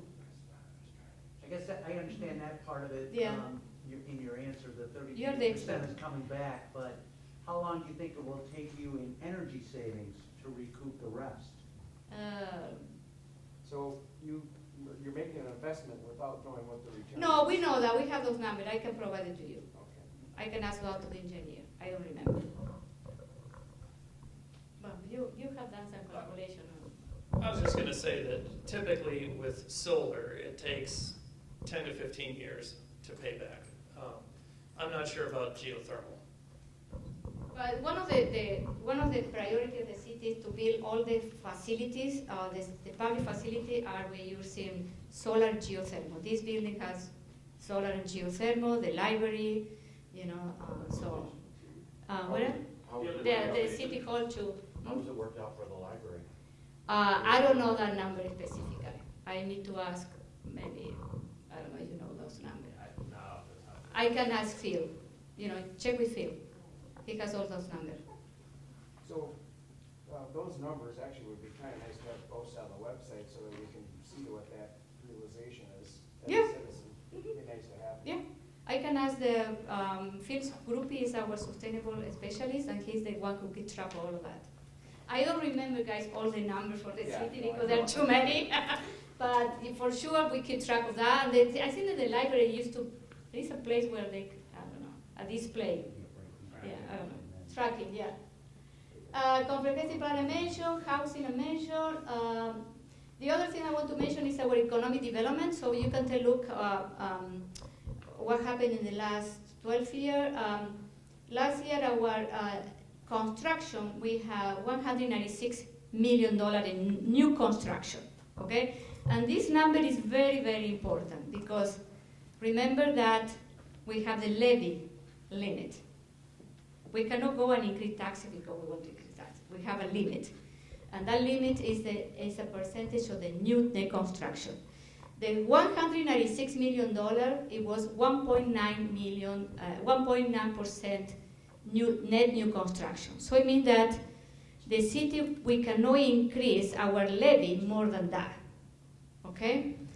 And when we have years, we have experienced years with 3% inflation or more, that practically that number is wash up or we lose money. Our best year in 2022, we had $342 million because it's when we finalized one of the biggest Promega buildings, that it was $100 million. So that year, the inflation was, on average, was what? 8.4%. And our net new construction, the best year was, I think it was close to 4%. So you can imagine that new construction is helping us right now to cover the existing services. And what happened? That one was in the past, in 2011, the formula for the calculated levy was, it has two components. One, it was the floor, it was a 3% plus the net new construction, okay? So with the floor, there was 3%, you were able as a municipality to cover, all the increasing of expenditure by inflation. And with the net new construction, you can use the money for a community that is growing like us to hire more police officers, to hire more firefighters, to hire, staffing. But in 2011, what happened? Walker administration removed the floor. And all the municipality now what we have is the net new construction. And we are lucky because we are growing. You can imagine some of these rural municipality or community that they're not growing. So this is how you know how many municipalities around the state are going to referendum.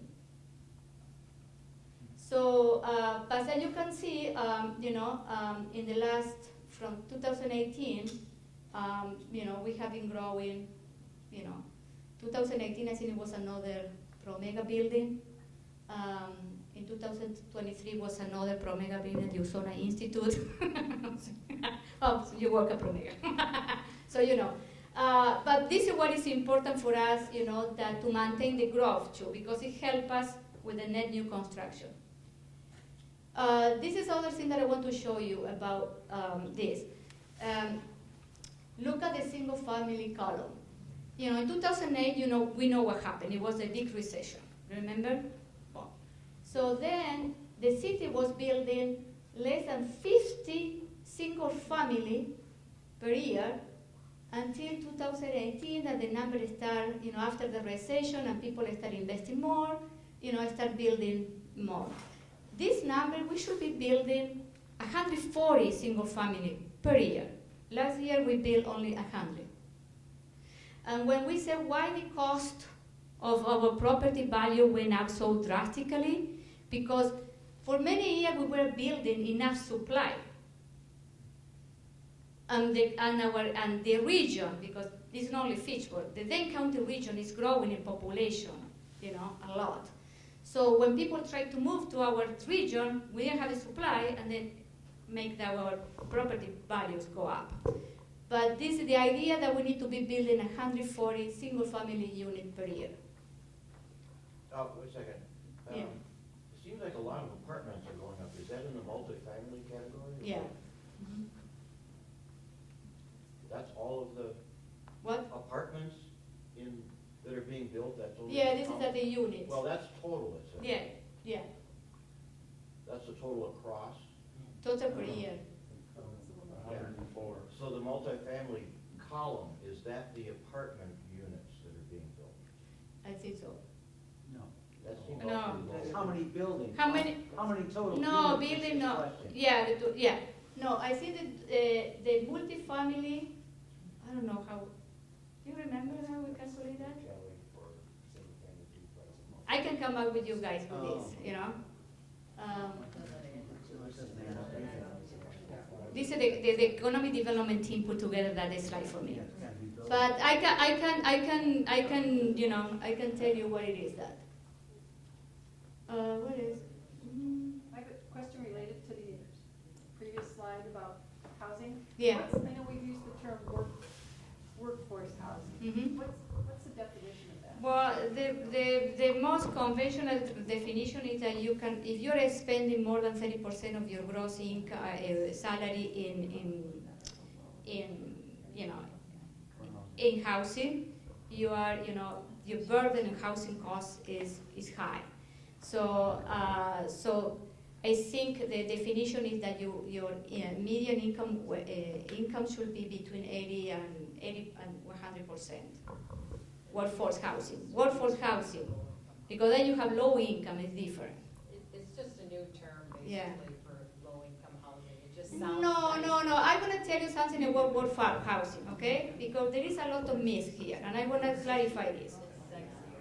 No, Cassie, no, it's not like that. Workforce housing, you know who are the people in the workforce housing category? The teacher, our police officer, Scott there, working for Fitchburg, some of our firefighters, EMT, all of those people, our kid. I have to tell you, my kid, I was in a conference yesterday I was in the panel about housing, and they were mentioned that the average age for a person to buy the first home now, 38 years old. Okay? 38 years old. So I remember that 20 years ago, in my profession, an accountant, you make a salary, the price of your house was 3 times your annual salary. Now, it's 7-8 times. Okay, so this was when my kids want to buy a house, they're in mid-20s. And they work, they have a good salary. I don't know if they're going to be able to afford a house maybe in 10 years for the down payment. So we are in a housing crisis. But this is what I say, people don't think, who are workforce housing? Who are those people that they need that type of housing? Are those people? Something that is coming close to you is the UW Health Rehab Hospital.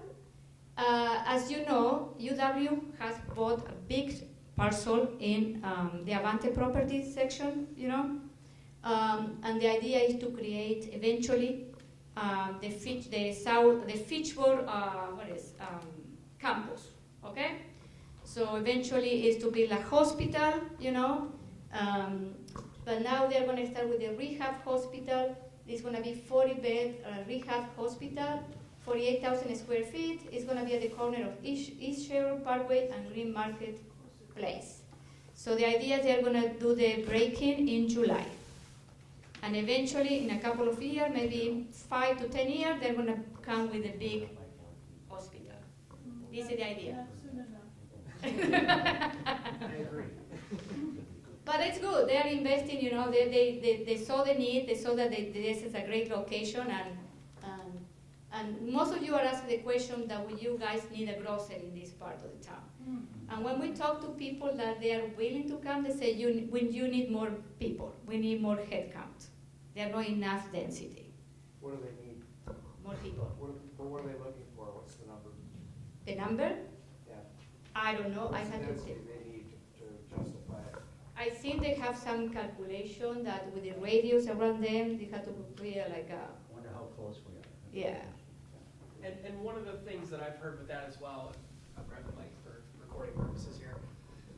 One of the things I've heard with that as well is it's not just the housing density, it's the employment density, and that's where we're really lacking. So I went to high school in a town of 997 people, plus or minus. And it had one grocery store and then kind of a meat market that also had some things. So there's probably, theoretically enough customers from Swan Creek and from Uptown, from Terra Bessa to support it. But it would be really busy at 5 o'clock p.m. as we're all getting home from work. It'd be really busy at 7:45 or on the weekends. But then during the day, 10 a.m., 11 a.m., 2 p.m., there's nobody there. So, one of the reasons this project in particular has really excited me is because it's that first kind of business in other than Shine and Phoenix, to kind of really be that catalyst and get things moving so that then we can have some people here during the day that, I work for the university and I'm right above Fresh Market. Can pop down and go get a sandwich or something without even having to walk outside on those cold winter days. So if we have 40-bed rehab hospital here and, maybe there's 20 employees, 30, I'm spitballing on a number here, that's more customers for the grocery store that can run errands during the day. On their way home, they can grab a hot sandwich, or go to the hot bar, that type of thing. So that's one of the things that I've heard. I've talked to our economic development director, Mike Zimmerman, and Chris Armstrong, who is with Avante and owns, which is kind of the developer behind this master vision for Uptown. And that's the thing that both of them have said to me is that we don't have that group of people during the day. And that would be kind of the catalyst that we really need. But we are trying, believe me, our economic development director is trying, working very hard to find, to bring that type of, amenities to this section of the city, like to have a supermarket, to bring more retail. We are working, but sometimes, we need more help, we need more people. And we're building, because when Terra Bessa is complete, Terra Bessa will have almost 2,000 units. Okay, but Terra Bessa, as I mentioned, we are almost, we are working on the last phase of the neighborhood. So this is something that is coming soon, so you will see more. We already mentioned, I can share this, PowerPoint presentation. Here we go in detail to one of the development that Logan mentioned at the beginning of the presentation. So this is more in detail, all the development coming to this area. And remember that District 3 goes up to Southdale, in the new part that the city annexed when it was 2 years ago, October 22. So there are a lot of business coming to that area. And we have the Olive Tree residence that is going to be homeowner occupied. We have the new climbing gym there, So there are a lot of development coming. There is another project with another multifamily coming there too. So, and the North Fish Hatchery Road, the east part belongs to District 3 and the west part belongs to Bill District. So there is a lot of development there too. There was a vision for that corridor that we put together like 5 years ago. And the vision is how to, to improve that corridor, because this is the gateway to the city. And you can see, you drive in Fish Hatchery, we have a lot of that buildings coming, because we have the public transportation there, so we need to improve the density where the transit is. So the idea is we are improving that corridor. This is a more of the Bella Spring, one of the latest project. Bauman Plaza redevelopment is on the west part of Fish Hatchery. That one was when the old BP was there, you know, that shopping mall that is very in bad condition. It's going to be demolished in the spring of 26, and multi-family market rate, I think 7-story building is. It's going to be the tallest in Fitchburg. It's going to come there. And then we have Fahey Fields, okay? So that one is, I think it's fully developed, isn't it? Yeah. It's done, isn't it? Or it's 2 lots. 2 lots, okay. But this is another neighborhood. Highfield Reserve is another, have different housing, you know, there is a lot of, I would call it tiny homes, you know, but this is a trend now. This is under construction, Irishfield Townhomes. I don't know, you have been done in that part of the city, it's looking very good.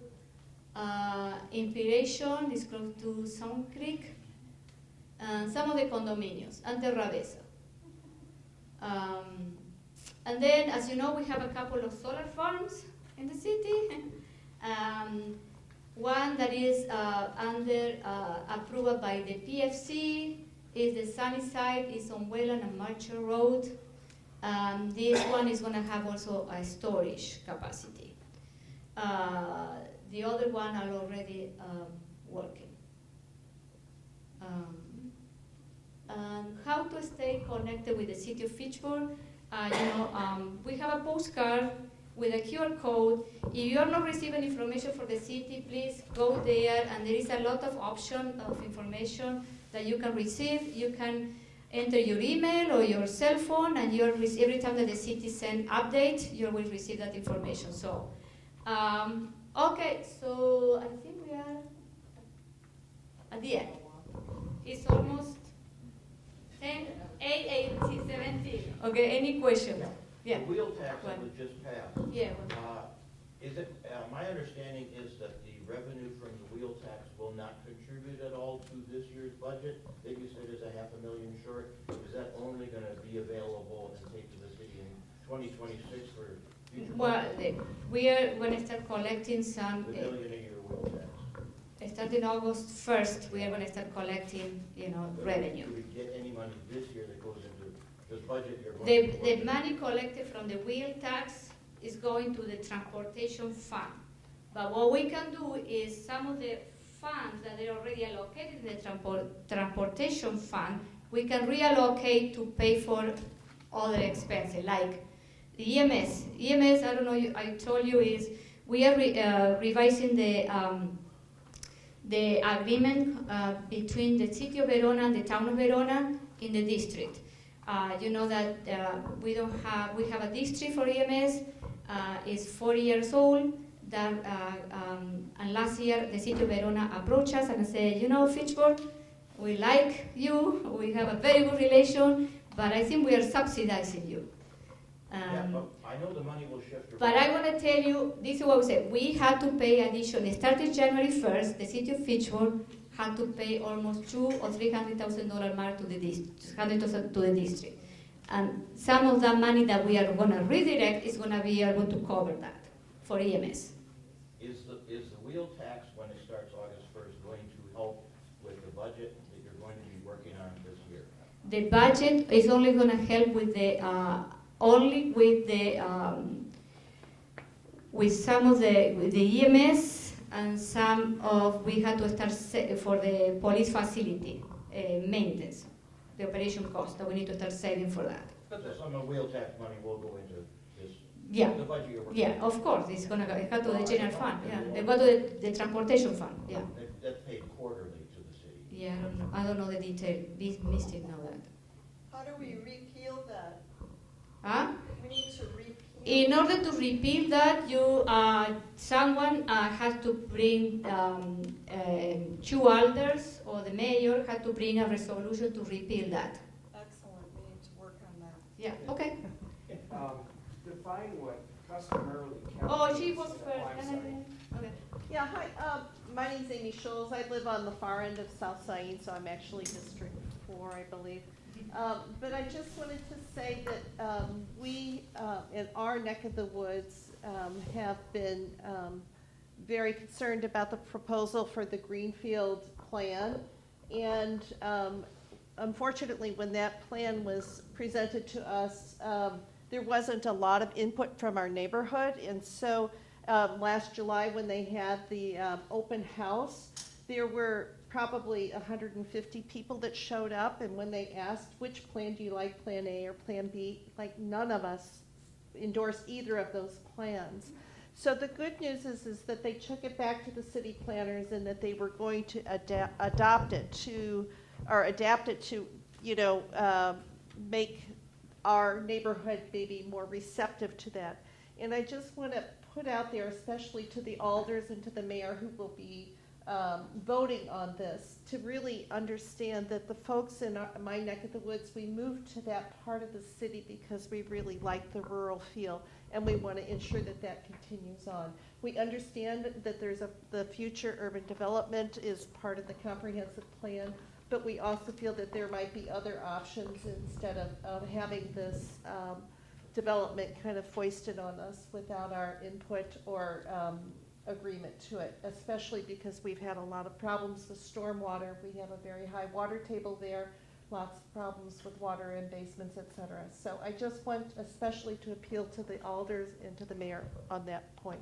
Thank you. Well, I want to clarify. I think there is a steering committee for each of the neighborhood plans that some of the members in the steering committee are members from residents from your neighborhood. They have been meeting for a year and a half now. There were plenty of opportunity to participate.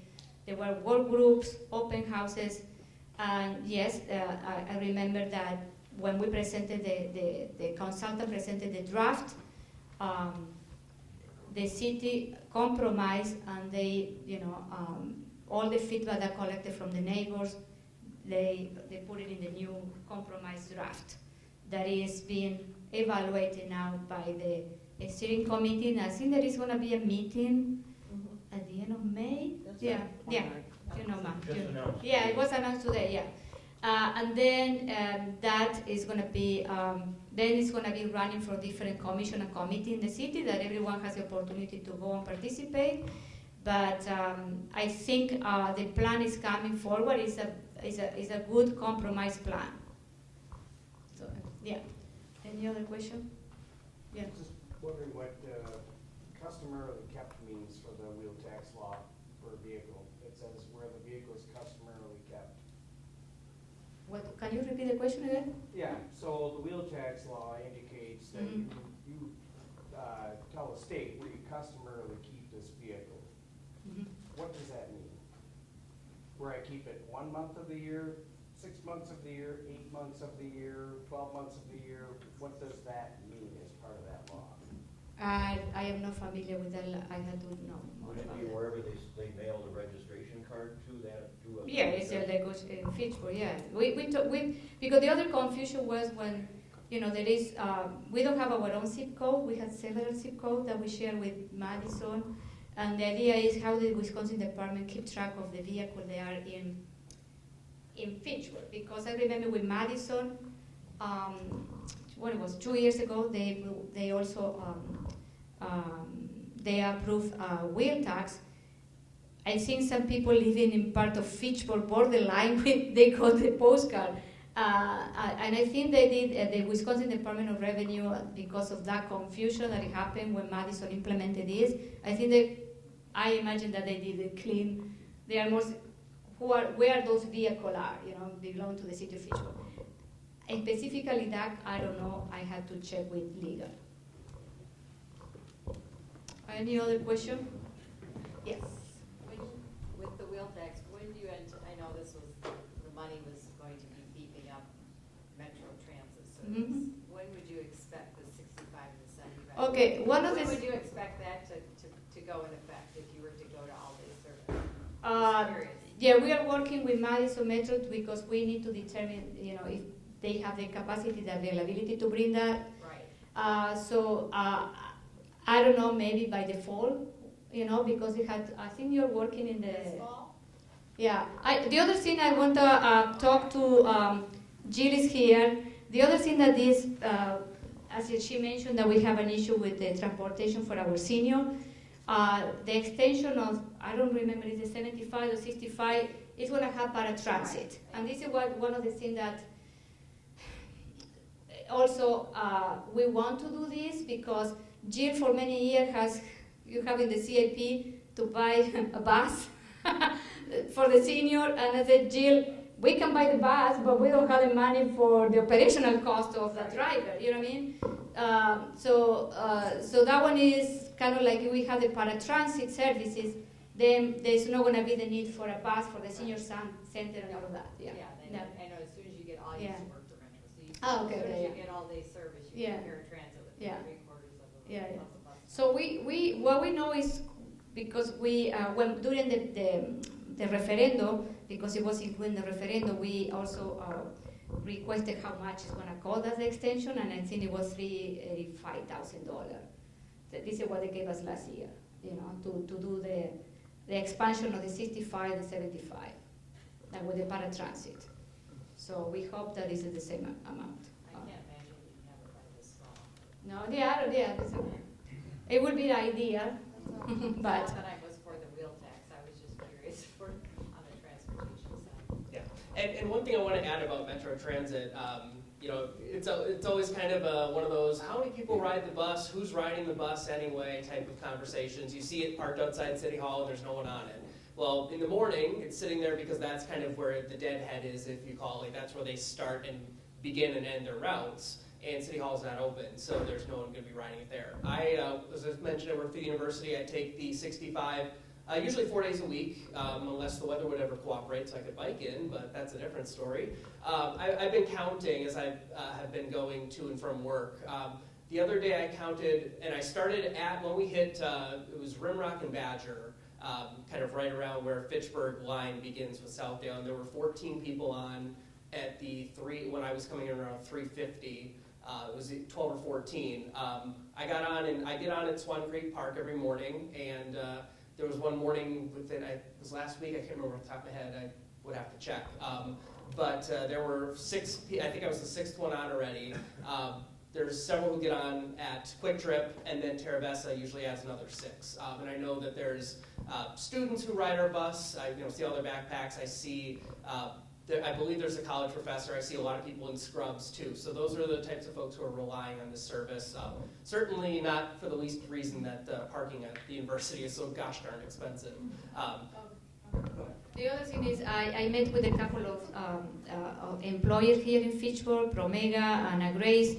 They are asking when we are going to have a better connectivity for our employees. You know what I mean? So I know there is a need also for the employers here to have better services.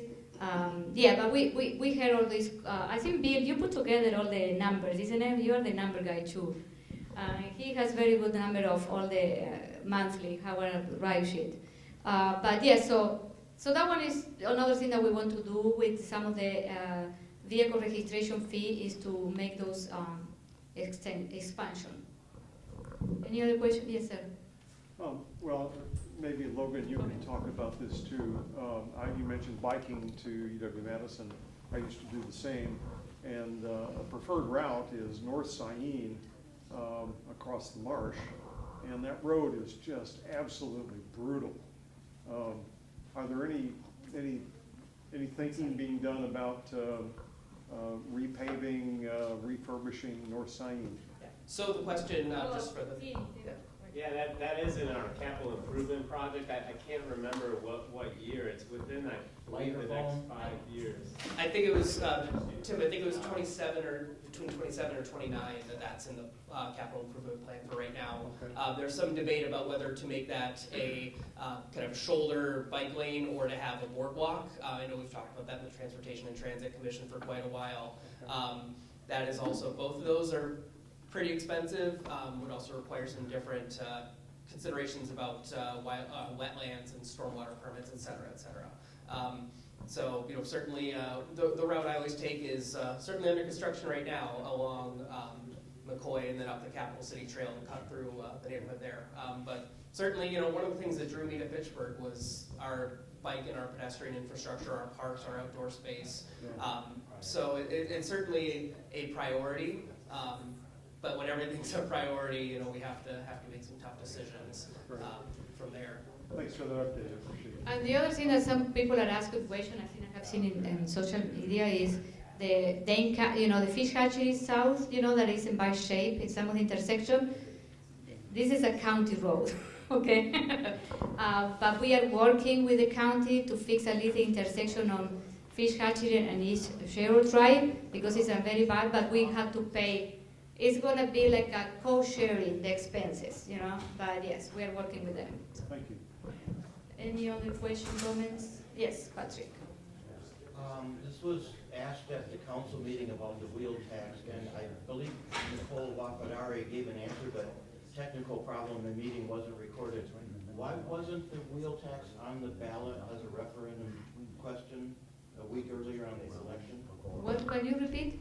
The wheel tax was decided by the council rather than a ballot question. Because that one is a decision that the council can take because it's a fee.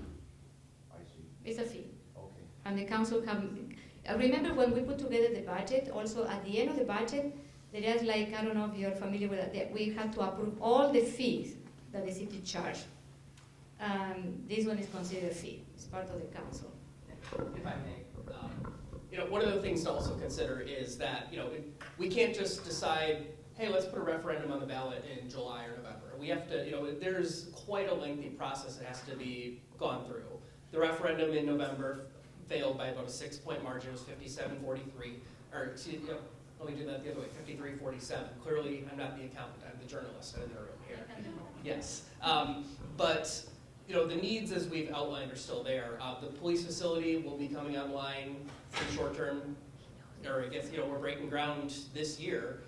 The operational cost for that still, we can't wait 2 years, 3 years, 4 years to start finding the resources to make that happen.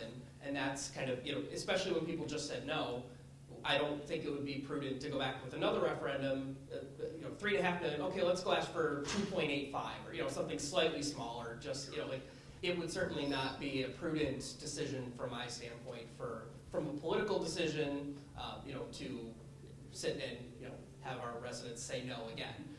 One of the things I want to point out though is, the obvious question would be, why don't we just cut? What would $1 million in cuts look like? We have $500,000 a year that we need to cover for the police station operations, and the sustainability features that we have outlined will help keep some of those operational costs down, and we see that in this facility as well. The EMS agreement's another $250,000. The transportation we outlined is another 300-some thousand. Let's just say even $1 million. And I see, Jill, you're in the back. I'm going to pick on you again. $1 million, what does that look like if we had to make cuts? That would be the entire senior center budget. And I will not cut the entire senior center budget. No, I do not want to be chased out of town. I am absolutely not proposing that. Another example would be if you took a look at our Parks and Rec department, all the recreation programs, everything we do there is something like $450,000. So we would have to cut every single thing there, and that would still only get us halfway. So this is, the level of cuts that would have to be gone through would be to the extent that it would be likely entire departments or significantly noticeable impacts. This isn't, let's reassign one person and share a social worker between the senior center and the police department. That's not the level of cuts. That's the, that's the reality of what $1 million would look like. Yeah, go ahead. Okay, about a half an hour ago, you put up a slide that showed about 500 units of new housing coming in that's going to be under construction and built and on board shortly. So there's going to be additional funds there. How does that, Because your expenses are going up, your income's going up, if you want to call it that, I guess, with your tax revenue from the new construction. To reiterate your question here, if I'm understanding, the new development that we have coming in is adding to the tax base and helping us, cover some of those costs. The downside is inflation is growing faster. So right now, the past few years, we've been able to keep pace and not have to make any cuts. We've been kind of keeping stasis. because of the new construction. So we've kept that, but we've added more people, so obviously more people adds more stress, and as we heard from the police department, et cetera, that we're starting to see some of the slopes of that and getting to that understaffing. One of the reasons I've said we should be building more housing is we need to keep pace with and above inflation so that we are meeting those needs and getting above that cap that the legislature has handcuffed us with, where if we stopped building and we didn't build another home in Fitchburg at all, and inflation goes up 3%, we essentially have to cut our budget 3%, and then the next year, and the next year, and the next year. But you can't bank on construction like that. Construction goes up and down. I worked in construction for 40 years, and there's gonna be lean times that you gotta plan for, and then there's gonna be times when you make hay. Yeah, and you're right there. As we looked at some of those numbers there, we saw a lot of the lean times, kind of post-recession, and that's when 2011, I believe you said, was when the change to the levy limit kicked in. Now we're at a point where we're building faster, but inflation is something that who could have expected with tariffs and the post-COVID recovery too. Don't go there. The inflation came before the tariffs came into the equation. So don't pull that. I want to tell you something. Last year, I'm going to explain some numbers. So, as I mentioned, last year we have $196 million in net new construction. That one is equivalent 1.9%. It was $750,000 additional money, okay, for that growth. We received the invoice for the health insurance for all our employees. The increase was 8.5%. It was almost $2,000 per policy. Multiply that by the many employees that we have. I also had to provide 2% COLA increase to our employees because they deserve it. You know what I mean?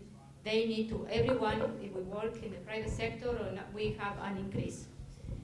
And because retention and maintaining our employees is one of my priority because it's so costly to replace people or to fire people. So 2%, okay, 2% of COLA was $400,000 in my 2025 budget.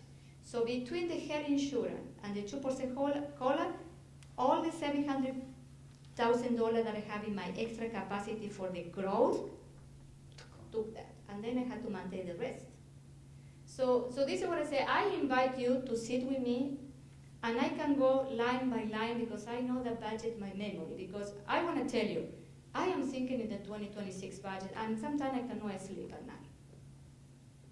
And people say that we have a wish list, we have a fat. No, I invite you to come and sit with me, and I can go through the budget. We run a very lean budget. What do you think that we got AAA bond by Moody's last year?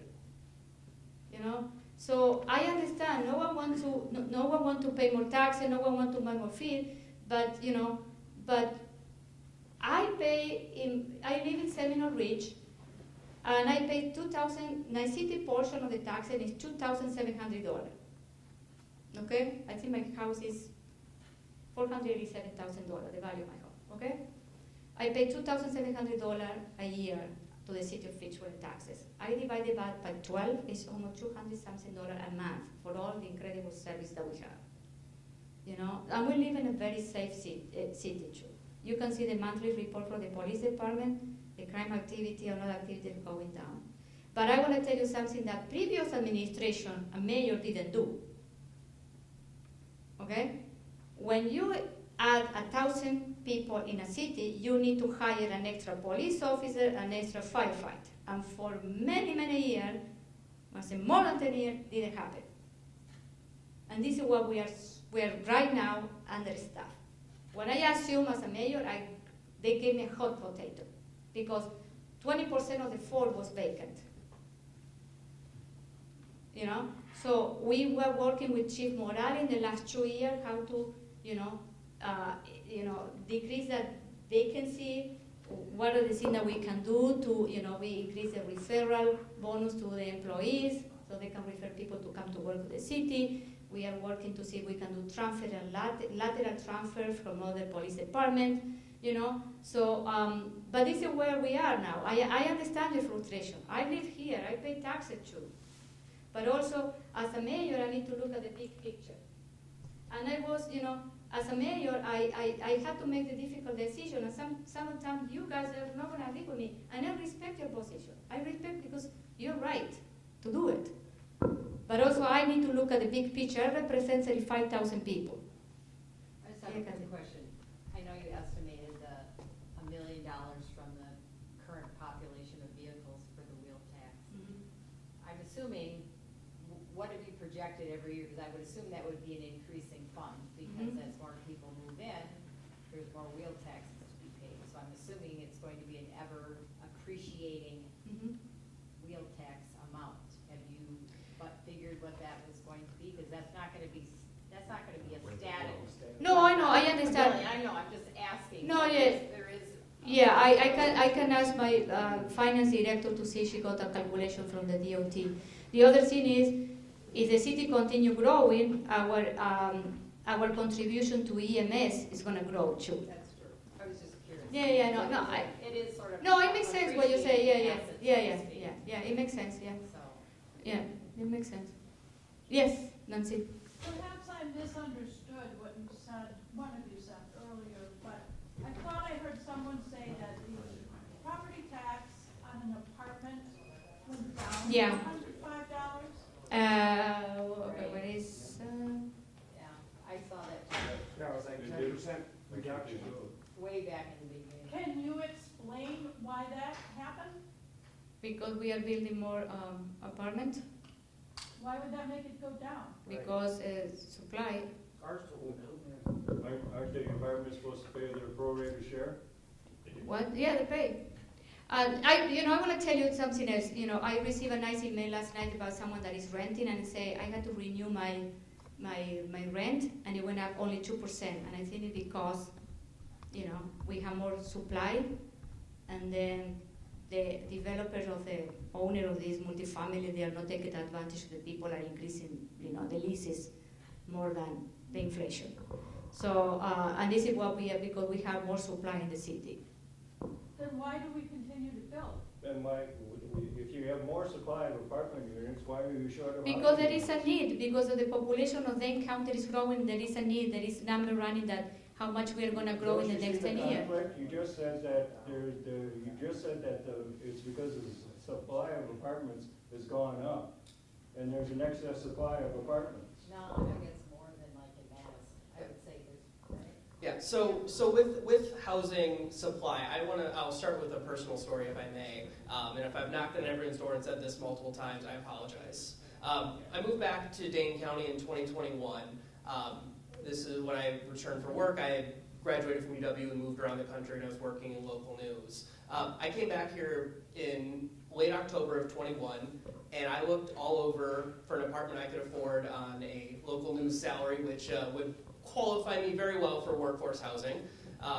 And I couldn't find one anywhere in Dane County other than maybe somewhere on like Badger Road. I was looking at living with my parents who live an hour away and spending 2 hours a day commuting in the winter at 11 o'clock at night, which would certainly be less than ideal. That is the reality for folks who are trying to get into our housing market right now. That shortage has been around for years, and it's I see the 14-story skyscraper going up outside my window at the university every day, and the growth of our population isn't keeping pace. And we're building so much, but the way that I've heard it phrased is that we were going 60 on the interstate in 70 mile per hour zone. Now we're speeding up to 68, which feels like we're all of a sudden going way fast, but we're still not keeping pace with that. Projections from the Department of Administration show by 2050 we're going to add another something like 200 or 250,000 people in Dane County. And in the past, they've been under. Fitchburg, I believe, was supposed to, based on these projections, be somewhere around 46,000 residents by 2050. And again, we're not keeping pace with that population growth. So we're building as it seems like almost as fast as they'll go up. But there are still how many stories of folks. The rental vacancy rate, for example, is something still like 2%, and healthy is 6 or somewhere in that range. So we are still And look at the university, for example. We have people signing leases 9 months in advance because that's how competitive the housing market is. You've been on campus for 90 days, and you're now signing a lease for your sophomore year because there's just that short of housing. And again, we're seeing that in Fitchburg play out. Again, I've seen multiple UW students riding the bus with me every day. So we're seeing people having to come further out and live in Fitchburg because they can't find anything closer, which is great for us. Like I welcome anyone who wants to live here, but that's the reality. And the housing prices too. I mean, for buying condos, for example, we're building a lot of single families. We're not building the condos and the townhouses fast enough. My condo, 1-bedroom condo, went up $40,000 in 18 months. And now since 2020, the 2 bedrooms in my building have gone up $100,000. They've gone up from $200,000 to $300,000 because there's that limited supply. So why did the taxes on the apartments go down? Still haven't answered the question. Explain that. Yeah. That one I'm going to have to pass to the accountant. Why they're less money, I mean, it's commercial property now as opposed to a private property. Yeah, I can, I don't remember all the specific, but we have in the budget, we have a page dedicated to that number. I can, Interesting to know Yeah. why they're Yeah. decreased where private people are paying more. Okay, any other question? Yes, Patrick. When you do the flyer for your other listening Mhm. sessions for the other districts, could you make it really clear on there that it is us listening to you? Because I really thought it was gonna be the other way around. Yeah, I should Your change the name, presentation is nice, and that's a starting point. Yeah. We had 10 minutes at the end of this 2-hour No, time, I agree and now with- we're in overtime. No, I agree. I And should this change group the like name. this with 25, 30 people, I bet could give you 2 hours. of No, work. but I think I want to use this meeting also to give you an update what is going on in the city, because I think we need to do a better job in the city to communicate all the things that we're doing. And I think, yes, maybe the name is, Information session. yeah, maybe can be, Microphone. yeah. I want to do that I for was me. hoping it would be more talking and, not that, I knew you Yeah. had a presentation, but I thought there was gonna be more. Yeah, that's the way I publish Okay, it to my yeah. neighborhood association. But you're invited to come to the other one in District 2 that is going to be June 26th. Wouldn't it be the same thing? No, but it's good point, because I was thinking today the same Yeah. thing, I mean, No, this it was is, kind of a yeah, misnomer, I know, so, sorry guys, I know, It's it's, a switch, so. yeah, but it's yeah. it's a learning That's okay. process, you know what I mean, so. No, thank you very much for coming, for the good question, and if you have more questions, please reach out to me. I am, I can meet with you. I usually have my Saturday morning to meet with residents, because during the other day I have another full-time job and the city job. But please, or after 3 o'clock, I can meet at City Hall and we can, discuss. I am open to that. Huh? Yeah. I'd like to just make one point here regarding the property taxes collected by apartments. If you look at the 2025 budget, it's got numbers for the median single-family home as well as for the average multifamily unit.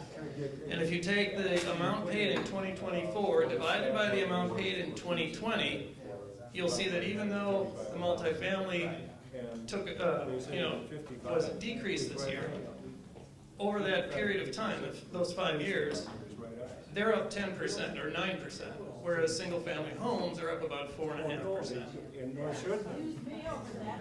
Okay, thank you.